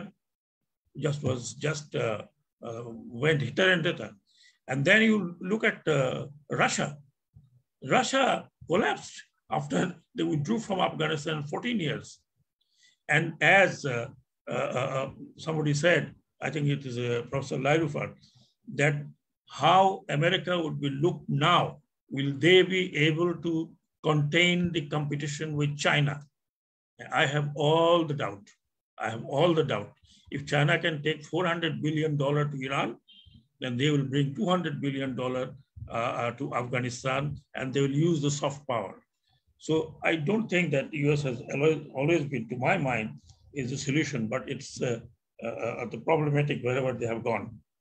Now, this is absolutely right. Not only mayors, there are reports that tanks have been left and surrendered by the government forces. This is the characteristics in Afghanistan. Most of them, they find those a strong party. Now, it is true that at night, at daytime, they're with the government. At night, they're with the Taliban. This is long tradition. They were with the British when they first went in Kabul, and at night, they were against it. And I would request you to read 2 more books. Ahmad Rashid has written more other books. His latest books is Chaos, which I'm trying to get it. But I would request if you can get hold of 2 books. One is William Dalrymple, who writes a voluminous book, Return of King. And there's one original book, which is known as From Sipahi to Subedar, written by Sitaram, translated in English. He was the first-hand knowledge. That means he was a company Sipahi who rose to the rank of Subedar, fought the first Afghan war, and he was imprisoned for 27 months when the British were withdrawing. If you get that book, it's a very rare book, and I'm very thankful to Dr. David that he got this book from England for me. It's a fantastic reading if you want to read the part of 1857 and then the British rule in India. Thank you. Thank so you it is very difficult to say that which side the Afghan government troops would be taking in days to come. Thank you very much. So we are now at the last part of our webinar. I would now request our chief guest, Ambassador Masood bin Momen, to give his deliberation. Before going to him, let me give a brief introduction of him.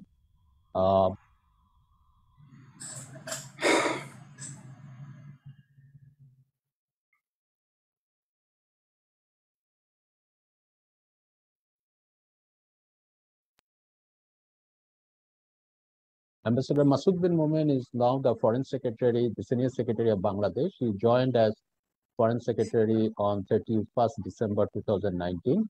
As a career diplomat, Ambassador Masood has long been serving in different capacities at the headquarters and Bangladesh's missions abroad.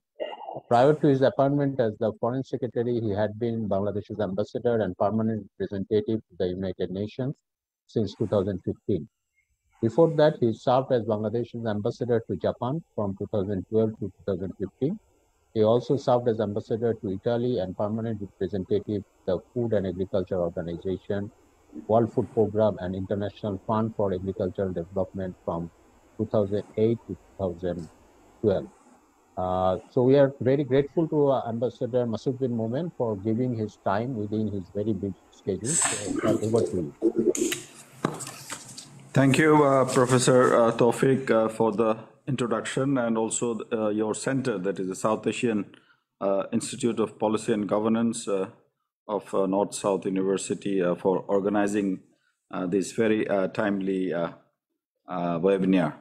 Vice Chancellor Professor Atikul Islam, again, thanks to your university's patronization for these kinds of events from time to time, and also your very presence, I think, and gives its special importance. Brigadier Shakwat, thank you for your keynote speech, and very insightful, and also later on during the question answer session, your further complementing the views that you have expressed. Also, the three discussants today, Professor Lailafur Yasmin and Mr. Farooq Ahmed from Prague, and Excellency Shahidul Haq, Ambassador Shahidul Haq, former Foreign Secretary, for their pieces on this evolving scenario. Very good afternoon to you all. First of all, I'd like to thank the North-South University for inviting me to share my thoughts with you on the first evolving situation in Afghanistan. We are currently observing a radical transformation taking shape in Afghanistan, which is sure to have a profound effect on the geopolitical balance of power in the region and beyond. And at the outset, Mr. Masroor from the Afghan government has quickly sort of given his take on the current scenario, and also the impending negotiations to be held in Doha. Afghanistan's history is marked by successive periods of foreign invasion, occupation, and withdrawal. So much so that the country has been called, as mentioned by Brigadier Shakwat, the graveyard of empires, a melting pot of diverse civilizations and cultures. Afghanistan has traditionally been considered the gateway to South Asia from the West, and is the western frontier of the South Asian subcontinent. It has had profound influence on the culture, religion, ethnicity, language, cuisine, and trade and commerce on this region for the past 2 millennia. And as such, we, the people of South Asia, have a deep interest on the events unfolding in that country. We are all familiar with Afghanistan's recent history. The Soviet Union's army went into Afghanistan in 1979 to support a socialist secular government. We know how the Mujahideens were created, who launched a jihad against the Soviets. Then the Soviets were forced to retreat in 1989. Now the Americans have decided to exit Afghanistan after waging a 20-year-long battle with the Taliban. The war was aimed at eliminating Al-Qaeda, vanquishing the Taliban, and transforming Afghanistan into something resembling a Western-style, modern and democratic nation-state. With none of these goals fully achieved, America's intervention, like the British intervention in the 19th century, is ending unsatisfactorily, to say the least. The Afghan people are fiercely independent, resilient, hardworking, and pragmatic. Like any other people, they strongly desire and deserve a peaceful life. A pluralistic and prosperous Afghanistan is not a dream, rather it is a fundamental necessity for peace and stability in Afghanistan, in the region, and beyond. Time and again, Afghanistan has been prone to sectarian violence, and the country has remained divided along tribal and ethnic fault lines. Right now, there can be nothing more important than the elimination of the scourge of terrorism and ethnic strife, which can only be possible through dialogue and cooperation among stakeholders, both within Afghanistan as well as from outside. Let us see how this fact aligns with Bangladesh's South Asia policy. The genesis of Bangladesh's South Asia policy can be traced back to the historic speech of the father of the nation delivered in Kolkata on 6 February 1972, where he proclaimed, "We will work together with our neighbors in South Asia for collective development and prosperity," unquote. Further, the Honorable Prime Minister's visionary policy is that the region must rise and prosper together leaving no space for inequality. Otherwise, there will be instability in the region, allowing foreigners to interfere in our affairs. In short, our South Asia policy rests on the guiding principle that the countries of the region must work together and cooperate with each to reach our common goals of socio-economic development and prosperity. It is in this spirit that Bangladesh engages with the international community on matters of reconstruction and development in Afghanistan. Bangladesh has remained consistently and actively engaged with Afghanistan through participation in various international meetings and conferences on the reconstruction of the country. Bangladesh was an eager proponent for Afghanistan's membership to the SAARC in 2007. Bangladesh closed down its mission in Kabul following the Russian invasion of Afghanistan, and though it has been decided to reopen the embassy, it has not been possible to do so because of security concerns. The Bangladesh ambassador currently in Uzbekistan is presently concurrently accredited to Afghanistan. As soon as the situation is conducive, we would like to reopen our embassy in Kabul. Following the hasty exit of about 95% of the NATO forces stationed there since 2001, well ahead of the stipulated date of 11 September 2021, the stage is now set for the beginning of a new era in the region, which could lead to the shaping of new equations and the formation of new alliances between the countries which are likely to be impacted by these developments. Having spent around $1.5 trillion and suffered over 2,500 casualties, President Joe Biden has stuck to the previous administration policy of leaving Afghanistan, justifying his decision on war fatigue and the futility of spilling more American blood, financial drain, and the hopeless task of nation building. This strikingly resembles the Geneva Accord allowing the Soviets to return home after a 9-year-long occupation of Afghanistan. Mikhail Gorbachev had no option but to pull out at the cost of 14,453 Soviet soldiers. At that time, neither Mujahideens nor Muhammad Najibullah had absolute legitimacy. The victors could not save the Afghans from falling into chronic civil war. Soon it descended into complete anarchy, and the Cold War kept the matters complicated. There is a very real possibility of something similar happening in Afghanistan this time around too, though Afghan president has announced that the departure of the USA will allow Afghans the opportunity to take control of their own destiny. We all welcome this assertion. Encouraged by the impending American withdrawal and the increased credibility, the Taliban has mounted a renewed offensive and claimed to have established control over most part of the country's territory.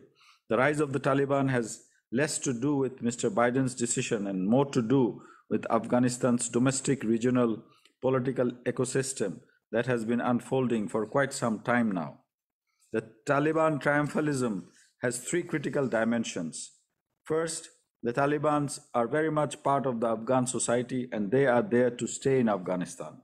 The second dimension would be the rise of regional responsibility to tackle the Afghan crisis as the Taliban-Afghan negotiating teams may continue to meet in Doha, now in Troika Plus format, in hopes of charting an agenda for a common strategic goal. Failing to do so might compel the Afghan neighbors to pursue solutions suiting their own interests. The third one, playing on the quantum of violent extremism in Afghanistan, or in that matter, the political economy of extremism across the region, external actors will find Afghan ethnic fault lines as their strategic anchor, bringing about new security concerns and uncertainties to Afghanistan as well as to the region. Despite being a landlocked country that should not be hold back its economy, as the country is situated in a vital juncture on the Silk Route, China's Belt and Road Initiative and China-Pakistan Economic Corridor, as well as Russia's initiative TAPI, all of these have the potential to significantly reshape the Afghan economy. Connectivity potentials in broader South Asia hinges on a stable Afghanistan. As a country believing in realizing the full potential of connectivity, we will be following the developments very closely. In this backdrop, let me now say some words on our present thinking on Afghanistan. Bangladesh firmly believes in the territorial integrity and sovereignty of Afghanistan. A democratic and pluralistic Afghanistan, as chosen by its people, can only guarantee stability in the country and continue its path towards socio-economic development. In this regard, Bangladesh considers itself a potential development partner and a friend of Afghanistan. We stand ready to share our best practices with Afghanistan in a range of specific areas, such as basic education, women's empowerment, community health care, sanitation, human resources development, agriculture, climate change adaptation, disaster management, and ICT-enabled public service delivery. We will be working in the coming days to identify more areas of bilateral cooperation to add substance to our relations with Afghanistan in these and other sectors for mutual benefit. The successful outreach of Bangladeshi NGOs operating in Afghanistan in the areas of microcredit and other social services has earned global reputation. BRAC has kept its steady presence in Afghanistan for quite some time, and today we have learned a great deal from Mr. Farouk. Consequently, schools and health clinics have been built in far-flung villages that had never had them before. We wish and pray for the safety of our nationals working for the development of Afghan people. Bangladesh's interest in expanding relations with Afghanistan stems from a genuine desire to assist the people of Afghanistan. We firmly believe that it is upon the people of Afghanistan to rebuild their country and decide the course of their future. Bangladesh welcomes Afghan people's commitment to carry forward the ongoing peace process in quest for an inclusive society. We are of the view that the strengthening of democratic institutions, including endogenous ones, and unimpeded socio-economic development in Afghanistan with the active participation of the international community remains important. The daunting task ahead is to build an efficient public service delivery system suitable for the Afghan people, given the geography and ethnic divide and millennium-old decentralized structure that Afghanistan has.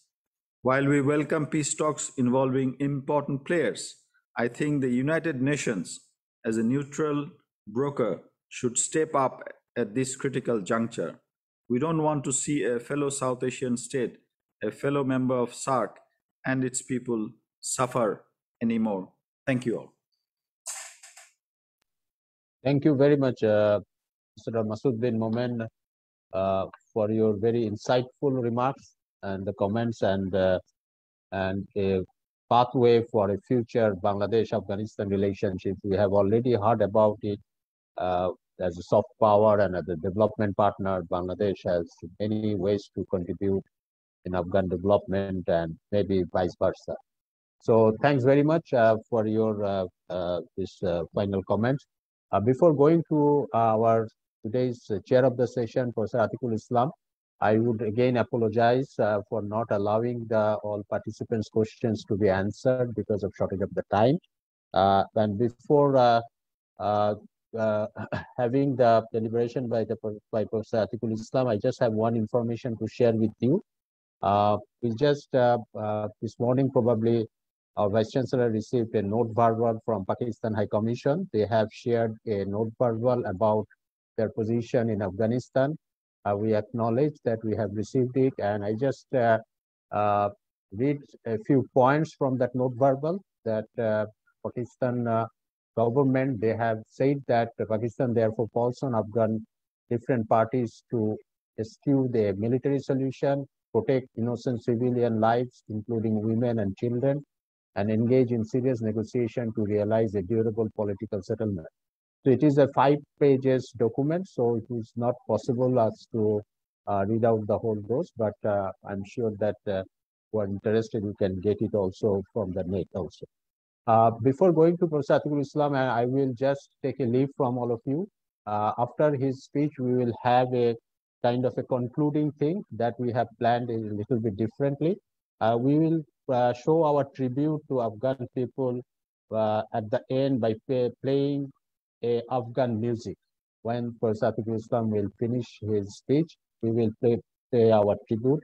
As we do understand, as a South Asian citizens, their people are also like us. They have their personal lives, they have their music, their poems, their novels, So it's not Afghanistan always been portrayed like a war-torn nation. It is not the only side of Afghanistan. There are lively people, there are intellectuals, there are artists. So by showing respect to all people of Afghanistan, we will finish our today's webinar. And I am also taking leave and now finally handing it over to our chair of the session, Professor Atikul Islam.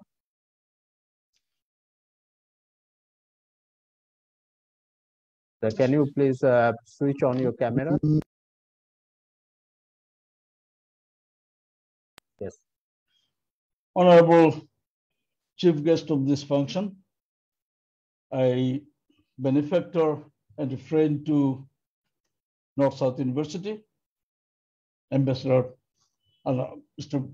Masood bin Momen, Foreign Secretary of the People's Republic of Bangladesh, our main speaker, Brigadier General Shakawat Hussain, Ambassador Shahidul Haq, ex-Foreign Secretary, Dr. Lailafur Yasmin, Mr. Farooq Ahmed of BRAC, and our Afghan government representative who earlier spoke in a very thoughtful and eloquent manner.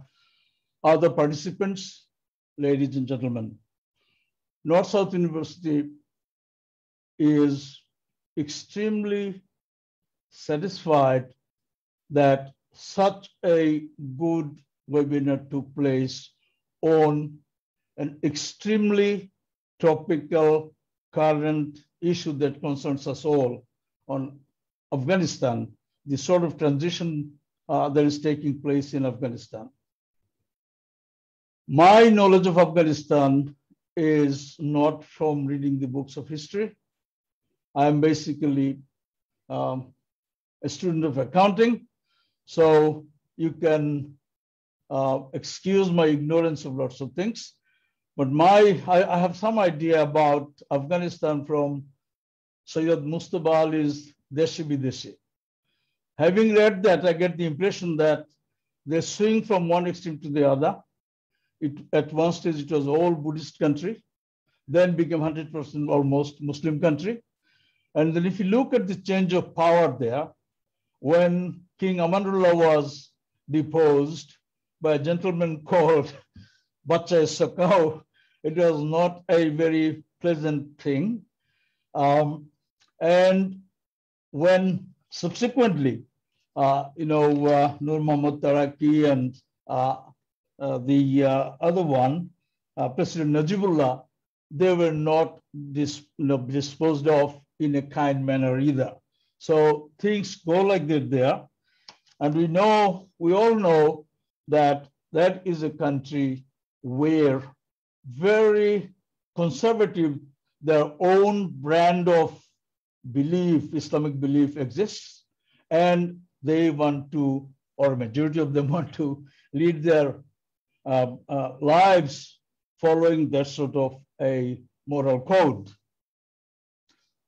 Let me not go into any sort of details, except that after hearing from you all, my understanding is that there are pluses and minuses for.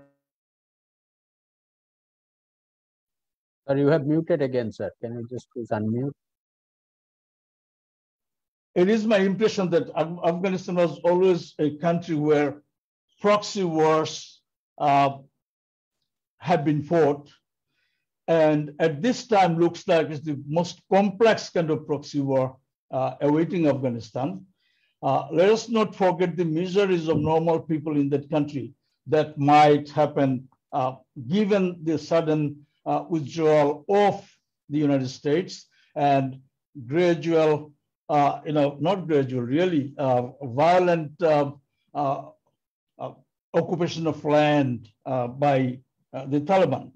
My reading is this: for Pakistan, probably they will think it gives them this strategic depth for defense, maybe against India. And they also may think that it will be a friendly force in power since they created and nurtured Taliban. But the minus side could be that there will be possibility of chaos, civil war, and consequent influx of refugees into Pakistan, a country whose economy is under tremendous pressure, almost crumbling. If you look at India, it's, again, please excuse my simplicity on these things. You may think things are much more complex because my knowledge doesn't go as deep. I would say India, if I was India, I'd be nervous about the withdrawal of the Americans, because we all know that whenever Taliban comes into power, the Haqqani group, fostered by the ISI of Pakistan, will have a large role in any Taliban government. That is worrying. Lashkar-e-Taiba and Jaish-e-Mohammed has already been moving into Afghanistan. They're relocating there. When those things happen, you can understand that, once the Taliban can settle down there, they might want to carry on their jihad in other countries a bit. So, Kashmir and other things could be, they may try to interpret there. We don't know, but India have good reasons to be nervous. China, again, as an ally of Pakistan, it may get a bigger role in Afghanistan post-US withdrawal. But then it may have a negative impact also in the fact that China-Pakistan Economic Corridor, the CPEC, could come under pressure. The Taliban may not be that friendly. On top of that, the Taliban might feel sympathy towards their brethren in Xinjiang, the Uyghurs. So China will watch that carefully. If you look at Russia, they will be happy to see US humiliated in Afghanistan, because they believe that US, staged or behind the stage work for their humiliation in Afghanistan, a couple of decades ago. So they might see it as a nice payback or natural justice or reversal of fortune, whatever you say. Russia looks like trying to forge some relationship with Pakistan these days. So growing links with Pakistan may allow them a somewhat bigger role in Afghanistan. Iran will be concerned because it's a neighbor. They have a long border going along. And then it has its Shia population in general in Afghanistan, particularly the Hazaras that they want to protect. So there can be some economic opportunities open up there too in the absence of the United States. We can go on and speculate about what role might Turkey play or other Islamic countries play, etc., etc. I wouldn't go there because you're the experts. I learned quite a lot. And as far as Bangladesh is concerned, my simple view is this: Afghanistan and Bangladesh are very much connected. I can tell you, my mother's side is entirely from Afghanistan. They're Pathans, right? They still do not eat much fish. Anyway, there's always close links between Afghanistan and Bangladesh, not only the religious thing, but culturally also. The thing that worries me, one is the suffering that might fall upon the population of Afghanistan. And the other thing is, if the Taliban can really get well ensconced in Kabul, are we going to see again young boys from Bangladesh go there for jihad or to be trained for jihad? If that happens, that will be very pathetic for us, and I hope that it doesn't happen. Afghanistan does not become a school for radicalization of kids. With that, thanking you all for your kind participation and hoping to have more these kind of seminars in future. Let me finish here. Once again, thanks a lot for your kind attendance and participation and what should I say, presentations. Thank you. Thank you. Thank you. Thank you, Professor Atikul Islam, for very interesting analysis about what's going to be happen in coming days. Even being an accounting professor, you really analyze the thing like a political scientist and geostrategist, like what will be happening in China and Iran, and also very interesting analysis indeed, sir. So with that, again, I would thank to all the panelists, discussants, and especially the chief guest, and also the special guest who joined for just half an hour. And with that, we are concluding this session, but now we will play a kind of Afghan music, a kind of a video kind of a music, and with that, we will finish this session. So I request our team to start playing the music, a tribute to Afghan people for their peace and prosperity.